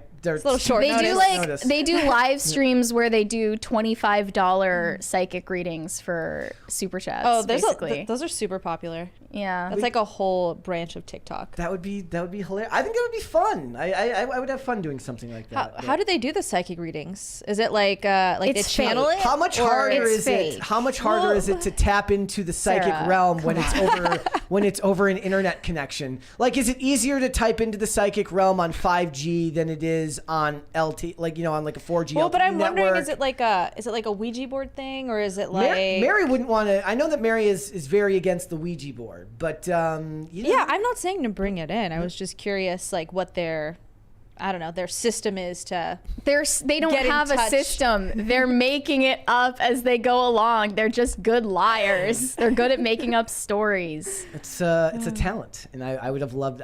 Maybe someday when Mary's out of town, I'll see if we can fit him in for a Friday show. Nope. Not gonna Not happen. allowed on this show. If you understood it the way that I do, I would literally leave. Like, I would leave permanently if that happened. If they came on. Yeah, I would Well, not. because it's like blasphemous to try to interpret God's plan, right? You would literally be inviting demons into this room. Scary. All right. And I've already sprayed it with holy water once. I don't need this to happen again. All right, let's go super chats. Corey Anderson said Kate is too old to be Lilith and Jamie Lee is too old to be Tanis. Yes. Is that how you say it? Everyone in that cast was too old. Yep. This is not the account you are looking for, said, I hate this trailer. Yeah, a lot of people. I thought it looked fun, but it's badly cast. T-Dog said, anyone but you did well because of the straight energy permeating the movie. Critics even said the lesbian couple in the movie was not gay enough. What does that even mean? Poor lesbians. Let's do one more. Hit hard. You can't have rom-coms anymore because they're too straight. Shane H. Wilder said, you know what? All of the good scenes in the trailer were in the trailer for the trailer. Yeah, you can tell when they do that. Yeah. Yep. Just do one more. There's one more from Shane. Laughing at The Room is because it's so bad that it's good. Laughing during Madam Web is just laughing through the pain. No, I think that you could laugh at Madam Web that way if you didn't pay so much money to go see it. Yeah. Yeah. Wait for streaming, I guess. Yep. All right, let's hold off on the rest and let's come back after the fact. Let's go ahead and talk about age gap parity. This is actually a big discussion that we've had in multiple realms, right? We've talked about this with dating and with TikTok and stuff like this, but how do you think it connects to Hollywood? Yeah, this 54-year-old actress named Diane Farr recently wrote an op-ed for Entertainment Weekly saying co-star age gaps hurt Hollywood. Diane Farr urges for age parity between on-screen couples. She said same-age co-stars lend to more relatable and authentic portrayals of relationships. And the first evidence she uses for this argument is orcas. You're on the same page with me. Yep. Orcas, killer whales. She says they're one of the most successful species on Earth, reigning at the top of the food chain. They're matriarchal, and they're also among the few mammals other than humans whose females go through menopause. When breeding ends for a female orca, she moves up in status, taking command of her pod as their new leader and most valued hunter. So that means that we should have more women who are post-menopause in Hollywood movies? Well, I was just told the other day from Phoebe Dynevor that apparently there's no roles for young women these days either. Everyone's got to complain. And they're comparing us to whales. Yeah. Didn't take that well. Have you heard of Fire Country? No. Yes. I had not heard of this TV show, but apparently it's getting high ratings on CBS. It's like a network airing show. And she says part of its success is the chemistry between me and my on-screen husband, played by Billy Burke. Chemistry being the word Hollywood uses for connection and its heat that can't be manufactured between actors, but will catapult a performance to a cultural moment. But what if it can be created, or at least massaged, by harnessing a secret I'd like to share? My male co-star and I are about the same age, and this is not the norm on American TV, even less when you consider we're both over 50. Age parity, hiring women who are the age of the character is written and within the same decade as their male co-star, has yet to become a standard in film and TV, or even a consideration, despite movement toward racial, gender, sexual orientation, and pay parity. So she's kind of throwing out the argument that maybe they just get along well, and it has everything to do with the fact that they are the same age. Which is bonkers. And I looked into the stats on this. Apparently, in Hollywood, the average age difference between leading men and their female romantic interests is around 12 years. And if you look at the real world, actually in the US, the average age gap between spouses is 2.3 years.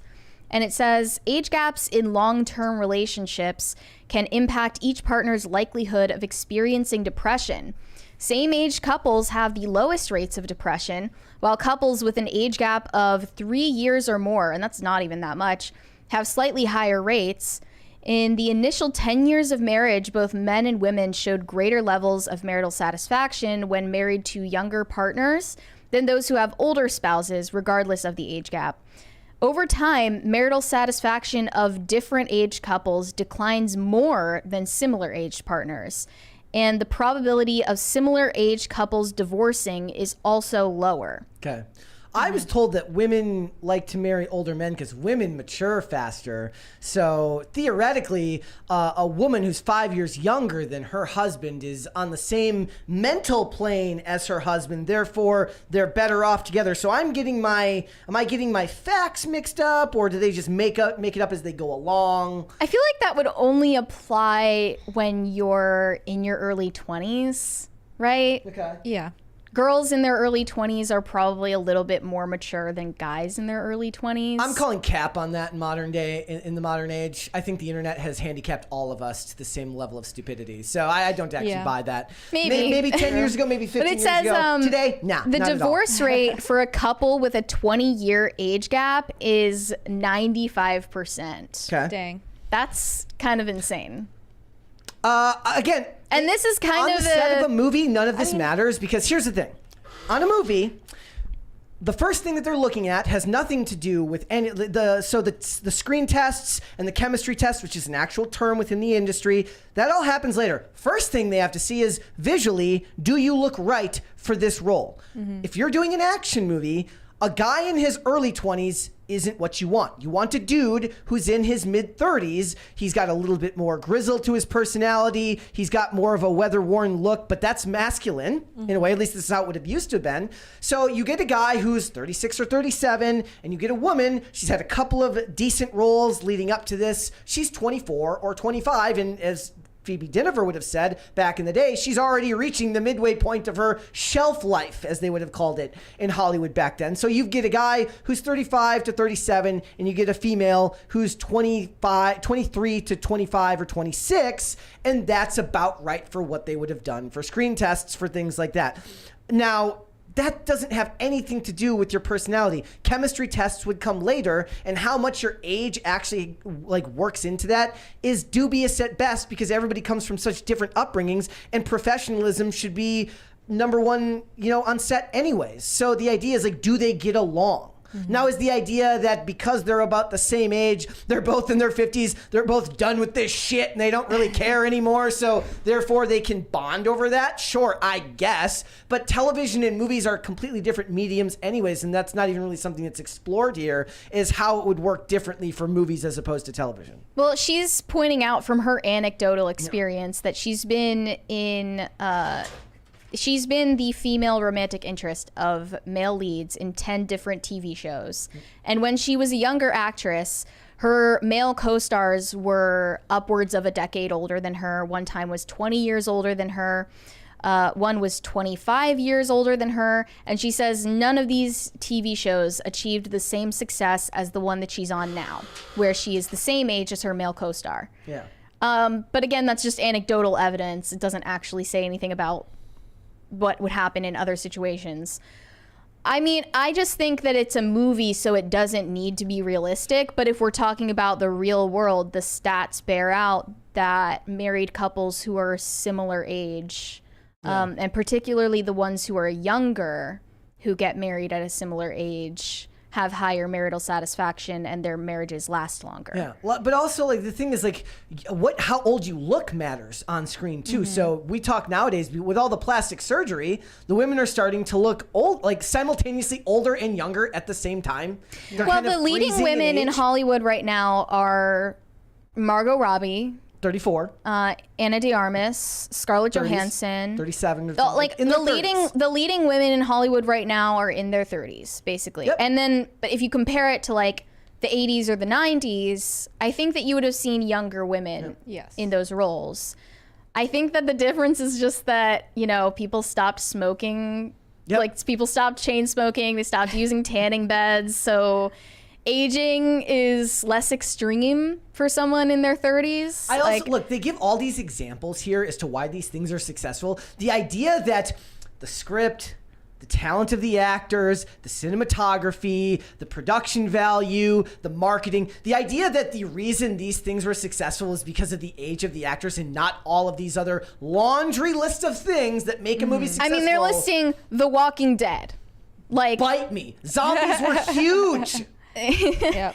Yeah, I mean, that doesn't have to do with the fact that Rick Grimes and his wife were similar age. Like, again, there's a myriad of reasons why things are successful. The idea that people are like, they look about the same age, I'm gonna go look them up online. No, I like this show a lot because they're roughly the same age. It just feels like she had like a bone to pick and something she wanted to write about. By the way, I like Diane Farr. She was on the far underrated procedural Numbers, which was on CBS back in the day. She's a good actress. And in that, she's with Peter McNichol. They're probably about the same age. He's probably a little bit older than her, but you know, like it's just the idea that all of these other things wouldn't come first is just kind of bonkers. Yeah, absolutely. There's just a million things that make. I talk all the time. It's like it is kind of it's a mini miracle. Anytime something comes together in Hollywood and actually touches the general public and does well, considering how many people are involved on any given Hollywood project and how many things could go wrong. Just how difficult it is to get something made in general. The idea that anything comes out good and reaches a mass audience is kind of a miracle. The idea that something as inconsequential as like a 10-year age gap between co-stars or a 5-year age gap between co-stars is laughable. That's the reason it works. Also, I think the older they are, the less it matters. Exactly. Right? That's how most people see it, right? Like, I would love to see what the stats are on there for like, okay, so if a 25-year-old and a 40-year-old get married, how different is that from a 40-year-old and a 60-year-old? And how does that change, right? Like, yeah, probably way different. It's I mean, I just see like here's Diane Farr complaining about how older actresses aren't getting enough work as leads in these movies or TV shows. And then on the other hand, we see 28-year-old Phoebe Dynevor from Bridgerton on Netflix. No roles for me. She's saying there's not enough roles for younger women. So this is the catch-22 of inclusion standards in Hollywood, where if you include someone, then you are excluding other people. That's the opportunity cost of giving one person the job rather than everyone the job. And then right? Michelle Yeoh's out here saying, they are giving me roles, but they're not the roles that I want. Yeah, it's just, it seems like a constantly moving goalpost. She said, look at the definition of prime for women. Once you're past 30, you're past your prime. Margot Robbie's How like, ridiculous is that, right? Margot Robbie's like, no. Like, none of the leading women who are in their 30s would say that. Yeah. Right. Now, yeah, the cultural standards have changed, but also aging has changed. Women in their 30s in the 2020s look better, probably, than women in their 30s did in the 80s. Like, just that would just be my guess. It's still all subjective. I think it's also because but- people used to have kids younger, and so you're being sleep deprived for years in your 20s. Instead of doing That might like be a a good 10-step point, yeah. self-care routine. Now, I was saying now they're throwing their kids onto the tablet and doing their self-care routine. Yeah. Yeah. Like Ana de Armas at age 35 looks better than 99.9% of 35-year-olds out there. Yep. She's not the average. She's cast as characters that are younger than her. Yeah, and it's genetic sometimes too. I've seen 25-year-olds that look like they're in their mid-30s. Dude, and then okay. I've seen 35-year-olds that look like they're 26. Millie Bobby Brown, she looks like she could be a 40-year-old librarian now. She looks 12 and 40 at the I think same it's her time. personality. Yes, dude. like she really does. She looks like she's about to put out a cigarette and tell you to get to get out of here with your loud music. She does. Get off my lawn. Were librarians smoking cigarettes In the back in the 80s, I'm sure they were smoking a That's cigarette and awesome. telling you to plug your headphones in. Right? Like, it's just crazy. And just another thing is, like, we don't see a lot of these articles coming from the men. Like, this seems to be more of a... Yeah, she's saying it's specifically older women who are getting the short end of the stick here. The old men keep getting roles. Yeah, but that's always been true. Young men, back in the day, like I always use this reference. Go look at old footage of Chris Pratt on Everwood. He's like 18 to 22, and he's like, you actually want to laugh at him because he has such a weird looking face in the show and just weird hair. But he grew into, I guess what we would now call a leading man. Yeah. Sure. Right? So guys hit their stride But what when about, they're leaving their 20s in Hollywood. How old would Glenn Powell? Yeah, How old is he? he's in late 20s. Yeah, late 20s. Miles Teller. Late 20s. Jacob Elordi. Late 20s. Timothy Chalamet. 26 or 27. Yeah, they're all in their late 20s. And even then, they're all getting plenty of work. Yeah. But even that's that's still a very small number of people, right? It's more about how many actual roles are there for people as opposed to how many people actually want to work in these industries where there's just dozens of roles, but millions of people want them and only so many people can get them. Yeah. That's just the way it is. I'm tired of their pity parties, to be honest. All right. Let's go to Super Chats. Cody Boudreau No, T-Dog said GLC is the true successor to BMW, Good Family Shows. What do those stand for? Read it again. GLC the one what's the one with Good Luck Charlie is the successor to what's BMW? What's that show? Boy Meets World. Oh, it is. I just saw new Me Too allegations from Boy Meets World cast. Oh, they were like, we had a creepy, some guy who's already been convicted of something. And then they're having their memories where he was only on 2 episodes for a very short period of time, but he affected us greatly. What does that even mean? Rascal King said, the Rascal King is stoked to be listening live as he drives across Texas. He appreciates the entertainment. Glenn Powell is 35. Oh, okay. There you go. Yeah. So a lot of those guys, they probably are. And they're aging, and guys are aging less now too. They talk about how the boys, they don't age at the same rate that they would have back in the day. Oh, yeah. Tom Cruise, I guess, is a good example of an older person who still looks fairly young for his age, though he's aged a little bit now. But 10 years ago, he didn't look his Keanu age. Reeves is just age fishing with that beard. As long as Keanu keeps the beard on, he's good. Surenko Productions said, I guarantee that phone was cracked beforehand. There you go. But she's making so much money on OF. She's going around with a cracked phone. Miles Teller, 37. Oh, really? I thought those guys were in their late 20s. That's crazy. They look young. That's awesome. Wow. That's hilarious. Oodles McNoodles said, did we know he broke it? Oh, yeah, you read that. Yeah, we don't know. Let's do one more. This is not the account you were looking for. Said, what low bud get podcast is this? PCC has a better budget? What? Oh, yeah, it was a typo. What low budget podcast is this? I don't know. I don't know what that was. What are you talking about? I have no idea what you're talking about. Really good podcast? The Amber Heard. Oh, the Amber Heard one? Shane H. Wilder those said... Those are podcasts. Yeah. If it's got a high budget, it's a podcast. Yes, of course.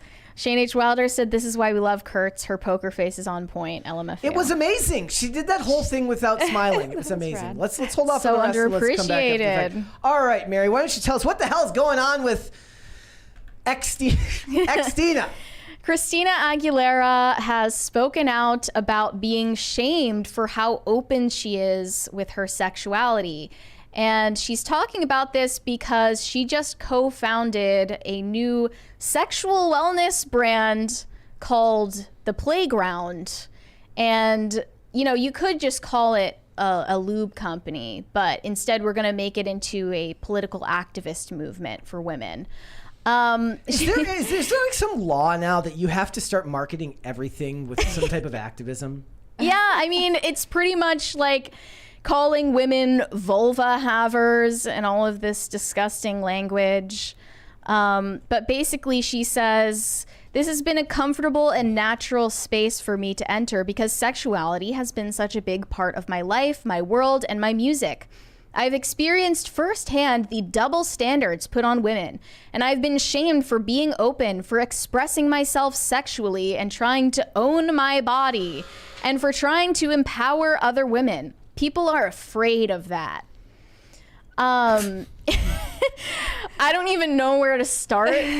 I feel like I've heard this 1,000 times, and it never, like, they say so much and mean so little with what they say. It's always this, I'm just being so open and uninhibited with my, I'm expressing my sexuality. Before we get there, I want to, so she's saying this is a gendered thing, but can anybody give me an example of like male celebrities who are like, I'm just trying to be open? Like, well, she would say that I just want to talk about my sexuality. Like, she would say that men are never shamed for their sexuality and women are uniquely shamed. But men don't want to talk about it. They don't sit there and just say, hey, Dude, they just don't. When men talk about sexual wellness, they go on the subreddit No. They talk about No Nut November. The other reason that men don't do this is because there's no market for it. Okay, there is a market for both women to talk about it because women want to hear other women talk about it, and for women to talk about it so that they can complain about being shamed for talking about it. Mm-hmm. When men do it, it just doesn't happen because nobody cares, right? It's just not a thing. Yeah, I mean, I think that it's not scaring anyone that you're open with your sexuality. It's just grossing us out. How old is she? Would I be correct in saying that? She's in her 40s. Yeah. Right? This woman who made her entire career off of her overt sexuality is complaining that she's been replaying criticized. Genie in a bottle in my brain right now. She's What about saying Dirty? that when she was young and she That was was, like like, breaking out next of level. the bubblegum pop aesthetic and she was like open with her sexuality and her music, that this was a male dominated industry and she was constantly being pressured to not do that. But there's no proof one way or the other. So she's so brave, right? Like simultaneously having a career at the same time as Britney Spears, who was doing the same thing. Yeah, and was celebrated for it. I mean, her like kissing Madonna at the 2003 VMAs. And here's Christina Aguilera wearing a prosthetic dildo on stage. She also recently, if you were wondering why she had vagina-shaped acrylic nails put on her hands recently, that was in promotion of her sexual wellness brand. You know, she was a Disney kid too. Yeah, one of the Mouseketeers, right? Yep. She's probably messed up in the head, dude. Also, if you look at these old pictures of her, and then you look at pictures of her now, that Ozempic is hitting just right. Yeah, she was a little puffy for a while, huh? She said her and the founder shared a common goal of wanting to empower other women to feel the same, to pay attention to their bodies. So I went and looked for myself at this website for Playground, and it says Christina Aguilera is their chief brand advisor, which just means that, you know, she's the celebrity face of the brand. So throughout her career, Christina has amplified her message of self-love and liberation from all shame and stigma, inspiring millions worldwide to celebrate their authentic selves. As Playground's co-founder and chief brand advisor, she encourages us to embrace our fantasies and own our sexuality without shame or secrecy. I think that there should be more shame and more secrecy around sexual topics, honestly, because we kind of opened the floodgates for all of this to be publicly discussed, and it never needed to happen. What happened to like keep that stuff in the bedroom and let me mind my own business and you mind yours? I don't know. It just seems like if any man was this sexually open, he would also get pushback for it, as he should. Well, we talked about this when Sam Smith was doing this stuff, but then they would say that that's anti-LGBTQ. When it comes to their mission, it says, for women, our arousal begins long before we hop into bed. Sometimes finding time for foreplay feels like another task on the to-do list. Sex shouldn't be work. It should be fun and part of our everyday wellness. We made Playground for every woman who wants bliss in the bedroom and a deeper connection with themselves and their partners. Less going through the motions, more mind-body explosions. She's like a weird aunt that keeps trying to talk to you about sex. It's like, you're like, please, dude, I don't want any tips from you. Speaking of tips, Playground has a blog on their website that they call the School of Sexology. And they have a section called Campus Confessions, a shame-free zone for anonymous submissions. One person admitted that they used to be a prostitute. I used to work as a prostitute. My friends know this, and it's not really embarrassing, but if my boss knew, I think it would be pretty embarrassing. Actually, I don't think that's the right word. I wouldn't be embarrassed as much as fear the consequences resulting from people finding out that I used to have sex for money. I don't feel ashamed. I don't feel like I should be judged. So really, when that situation arises, it's more of an anger thing than an embarrassment thing. I'm angry at people for judging me instead of questioning whether I made the right decisions in life, being a prostitute working the corner. Yeah. I literally just went to page 6 YouTube to see, am I going to get us demonetized for putting the Christina Aguilera dildo performance on screen? Looks like the pictures are up there on their YouTube channel, so apparently we're not. Okay, never mind then. They also have a chief sexologist for the brand. Meet Dr. Emily Morse, the chief sexologist of Playground. Her dream is a bottle of lube on every nightstand. She said, "This Martin is a Luther lube King that's would be so pumped about that." made by vulva owners for vulva owners. It's so revolutionary." I love how they're so scared they can't even say made by women for women. I'm excited to let everyone know. Not all women have vulvas. But if you get married, doesn't your husband become the vulva owner? No, he's a vulva renter or a vulva borrower. Ooh. Oh gosh. So forget the wage gap. This woman wants to talk about the orgasm gap. She said, here's the thing. Most penis owners are going to orgasm. Too afraid to say men. During sexual situations. This is a fact. There have been studies. Guys. Studies. Experts. Studies show that most studies are made up as well. The experts said it. Vulva owners, not so much. If you have a penis, it's going to take you anywhere between 6 to 8 minutes to have an orgasm during sex. Vulva owners, between 20 and 40 minutes. That's a huge gap. So it's their brand mission to close, not the wage gap, but the orgasm Well, do you want to gap. know how you close that gap? Is that you stop having so much casual sex. Because that's probably where all these statistics are coming from. That's so true. That is such a good point.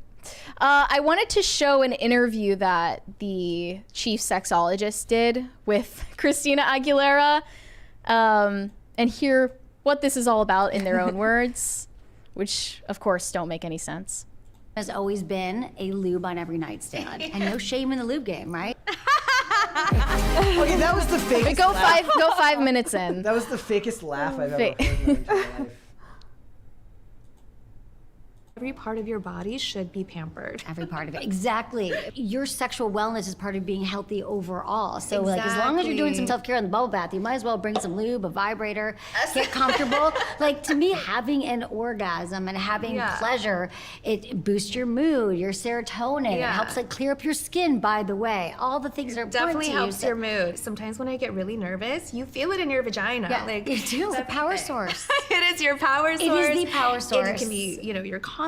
I mean, it's a game changer when you know how it operates. I mean, even in orgasming, I didn't know how many different ways I could orgasm depending on which area you're stimulating. Exactly. No one tells it's like us that. a thing, but like I didn't even realize that until kind of like the past couple of years. Like it's almost like pleasure points continuously start to open up. So it's good to know these things. It is true. I love that you're saying that because it is so true. Some people think it's about the clitoris only. No. And that's one element for sure. That's but part of there's it. like other I got notes intricate to and take. deeper Hold on. there's a lot going on. Do you want to hear this?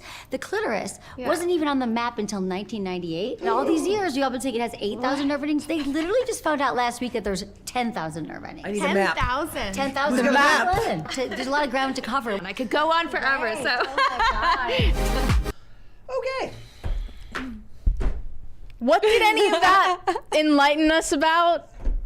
I mean, I just don't understand. I just don't know what all this has to do with double standards. Men just don't talk about this.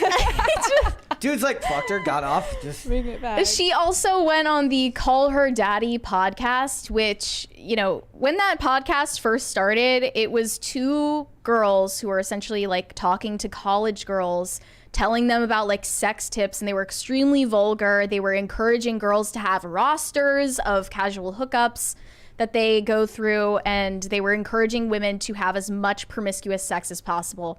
And then later on, the now host Alex Cooper, she's like shifted it to be more family friendly, like just interviewing celebrities about their lives. But she had Christina Aguilera on recently, and it was to promote this brand.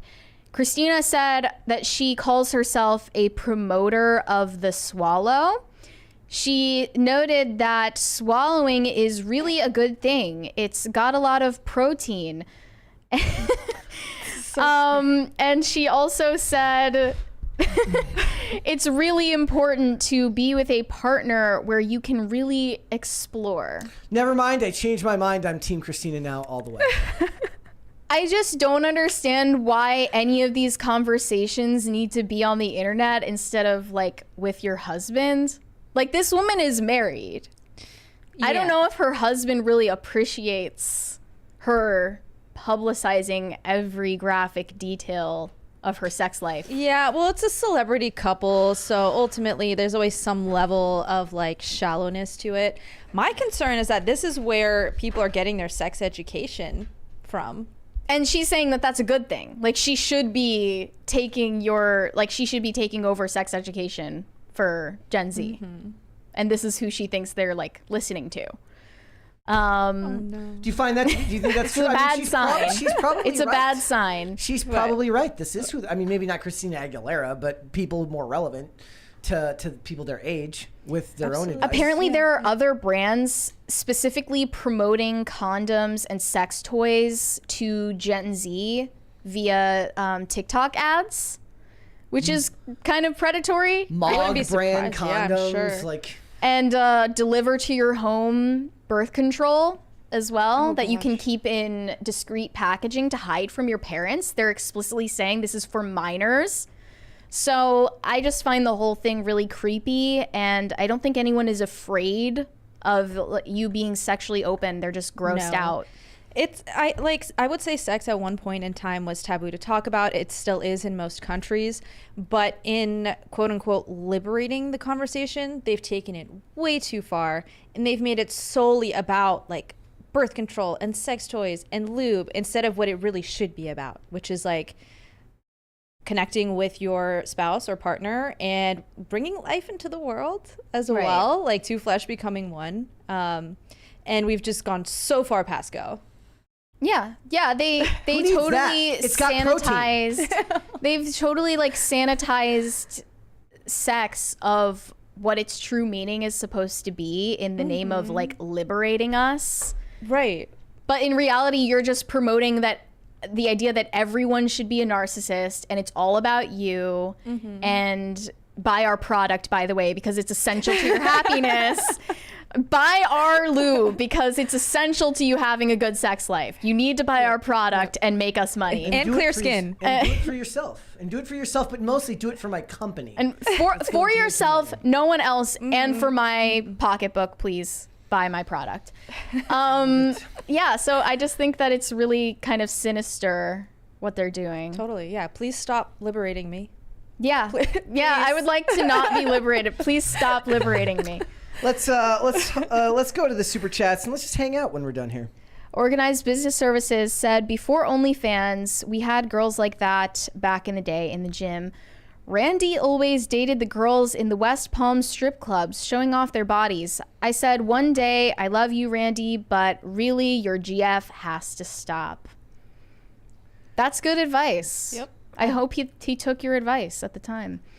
John Quixote said Kate Blanchett's character Lilith is 27, by the way. 27 the hard way. Been to jail a few times. Crack habit. Like who looks like that at Kate 27? Kate Blanchett don't look like that. That's a rough 27. I mean, to be fair, Millie Bobby Brown might look that way at 27, but we're a couple years away from that. It's a rough 27 if it's 27. Organized Business Services said it's been 25 years, Randy. I miss you. R.I.P. Okay, that got real. R.I.P. Randy. Yep. R.I.P. Apple Pitts said Grace Randolph X RT'd. Is that retweeted? Oh yeah, maybe. Videos would melt the net. X-rated videos. Oh, X-rated. Would melt the net. Look, I'm like the only person in the world that actually likes like Grace Randolph's voice. I like it. I haven't listened to her videos in years because her stuff on the topics these days is she talks a lot of the same stuff we do. It doesn't really interest me, but she's like, well, like I like her voice. Prince Elian said, shout out to PCC's coolest POC, Sarah, the princess of coffee. There you go. Oh, Thank hi, you. Mary and Brent. Well, see you later. Thank you. Do you identify as a POC personally? Depends. It depends on the day. Some days you wake up feeling more like a POC. Shane H. Wilder said, Brett, wait, what? And our guests are psychics. Mary, wait, what? Shit. The F up? Should the F up? Say Christ is Lord. I agree with Mary. Keep them away. You don't need that ish in the studio. It's true. It's good advice. You can invite them on your YouTube channel. Okay. Do that. Maybe I'll just go on theirs. Maybe I'll be like, can you guys There you go. do predictions for me? Keep the demons over there. Yeah, keep it at a distance, please. Corey Anderson said, for or against having your nose booped? For pet or for human? Who's asking? Or human. Depends who's booping. Surenko Productions said Shane would probably invite psychics on his show. Shane Cashman, yes, he probably would. Oh yeah, for sure. Oh yeah, if he hasn't already, yeah. Gal Gadurp said new data shows the highest divorce rates are among people 50 plus. The longer you're together, the more likely it is to end, and the more she is incentivized. Wait, interesting. So it's basically like get divorced early so that you can't, better to get divorced at 5 years when you've invested less of your time than get divorced after 30 years when you've spent 30 years together? Well, I would say that if you're 50 plus, it's more likely you're going to be on second and third marriages, which are more likely to end in divorce anyway, because once you've done it once, it's like, let's try it again. So that might be part of why you see that statistic trend. Yeah. Becomes more casual. Yeah, It's casual marriage. Nothing serious about it. Corey Anderson said, Mary, why did you have to use holy water in the studio? That was like a couple years ago, but I just felt there was some kind of negative energy. I don't know. Can't hurt to spread around some holy water. Corey Anderson said, what's the age gap of married couples in Hollywood? I bet it's different than the norm. I don't know. I see all the time. Look, like the divorce rates of the big name celebrities may be high, but there's plenty of TV actors who've been married for 20 or 30 years. Well, of the married couples in Hollywood that stay married, would you guess that they're closer in age? Probably. Yeah. Like that would be the Seems same like as it. the rest of the population's trend, probably. Shane H. Wilder said, I'm curious how those stats change with other factors like religion or working in the same industries. Thank you. I wonder if that changes anything. What? This would be me when the demons get here.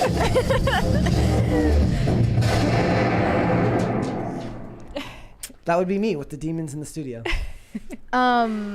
Religion or working in the same industries, like you're probably less likely to divorce if you have the same religious views or if you have the same socioeconomic status. What if you're both not religious?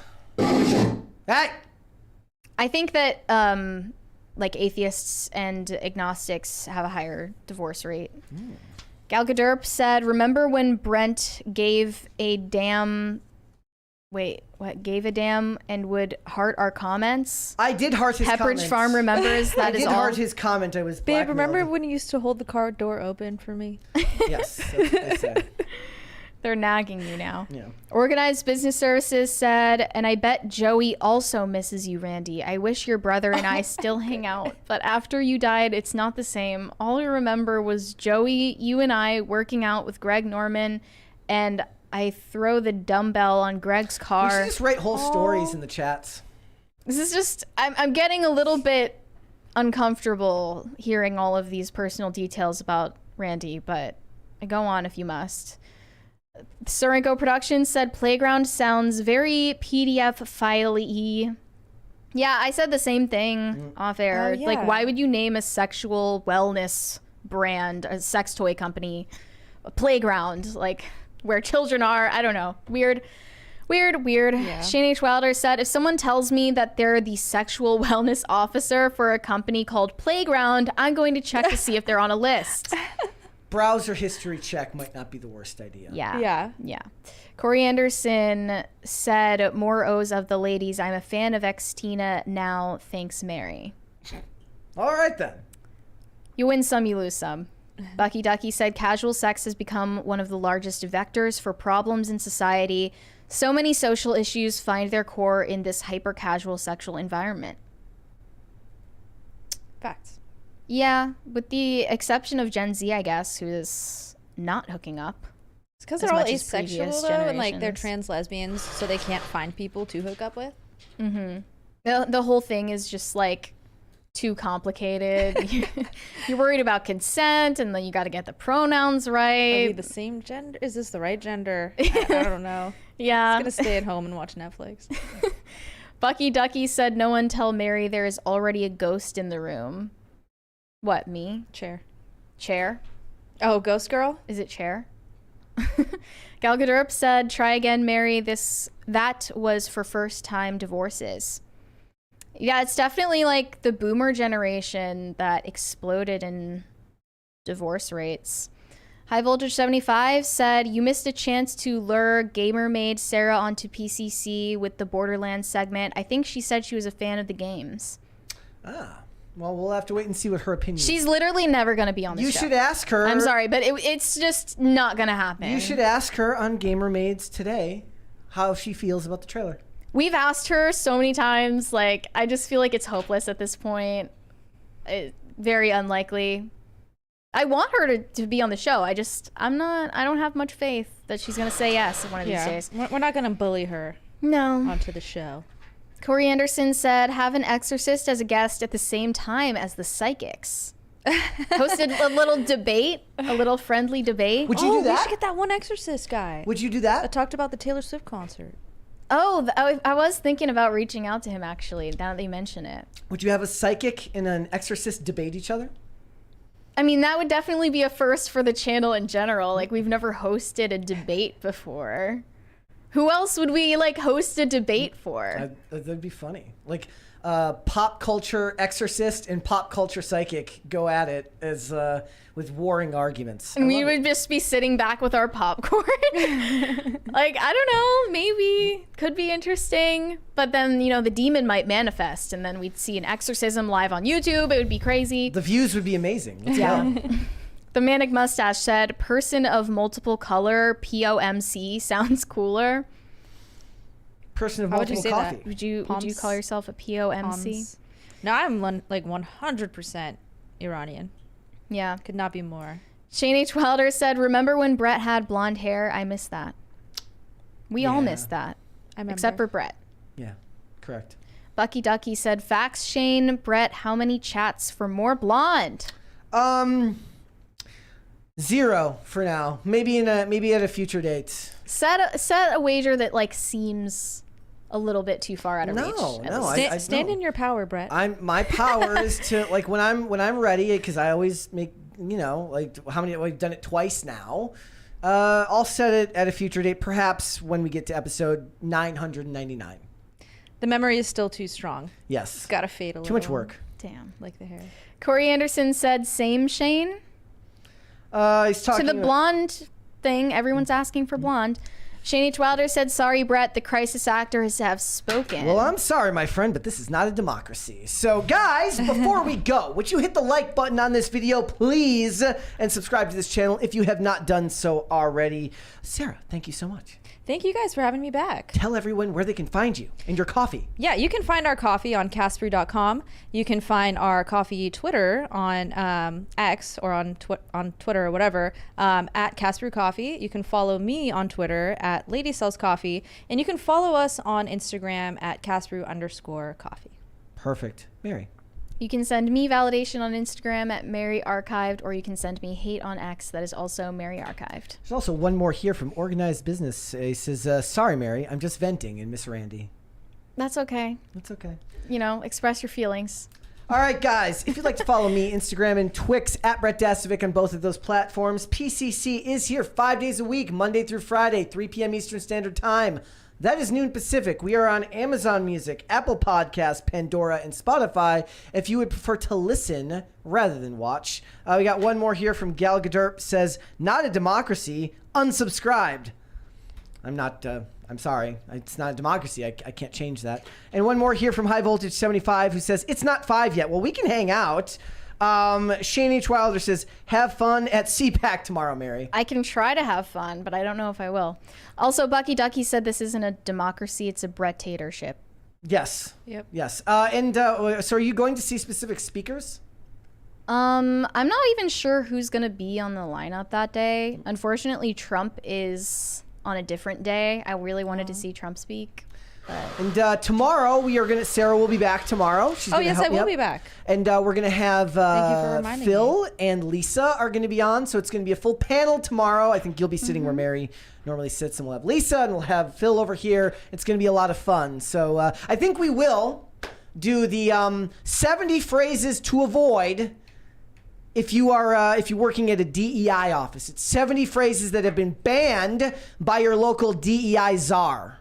So I think we'll talk about that for the last part of the show tomorrow. It's not strictly pop culture, but it'll be a lot of fun. That will be so fun. that we can talk about that. So, but we can hang out until 5 if you guys want that. They love us, Mary. They really love us. I liked it when you said that during the Rachel Zegler speech. They love me. They really love me. It wasn't that a Mandela effect? Yes, she never even said that. Yeah. I mean, I know it mostly from when Jim Carrey says it as The Mask in The Mask, which I'm going to rewatch very soon here because that's a masterpiece as well. But yeah, so we're going to have a lot of fun tomorrow. One more from here from Bucky Ducky says, tomorrow sounds kind of lit, as the kids say. I don't think the kids say that anymore. Do the kids still say lit? What's the new lit? What is the new lit? Vibey?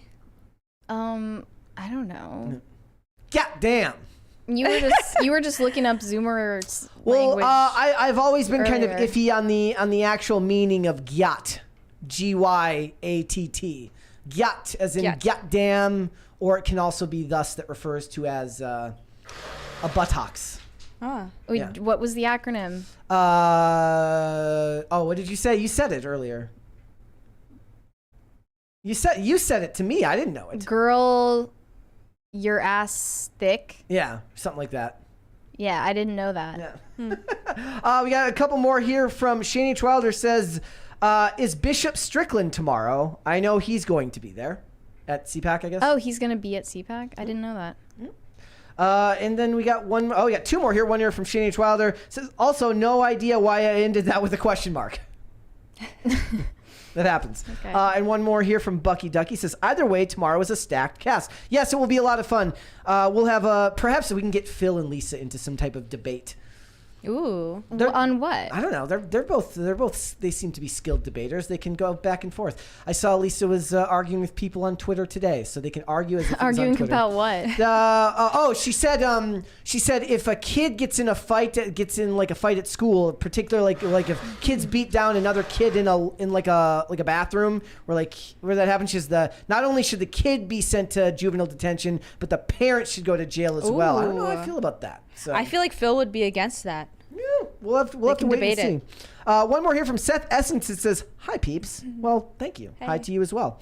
Hi. So they're saying it says, "Sorry, really is the Mandela effect." And then one more here from Gal Gadot says, "Something to consider. You guys should embrace the 100K status. We could put a poll up which horrible movies to make you watch and have it filmed so that we can see you cringe."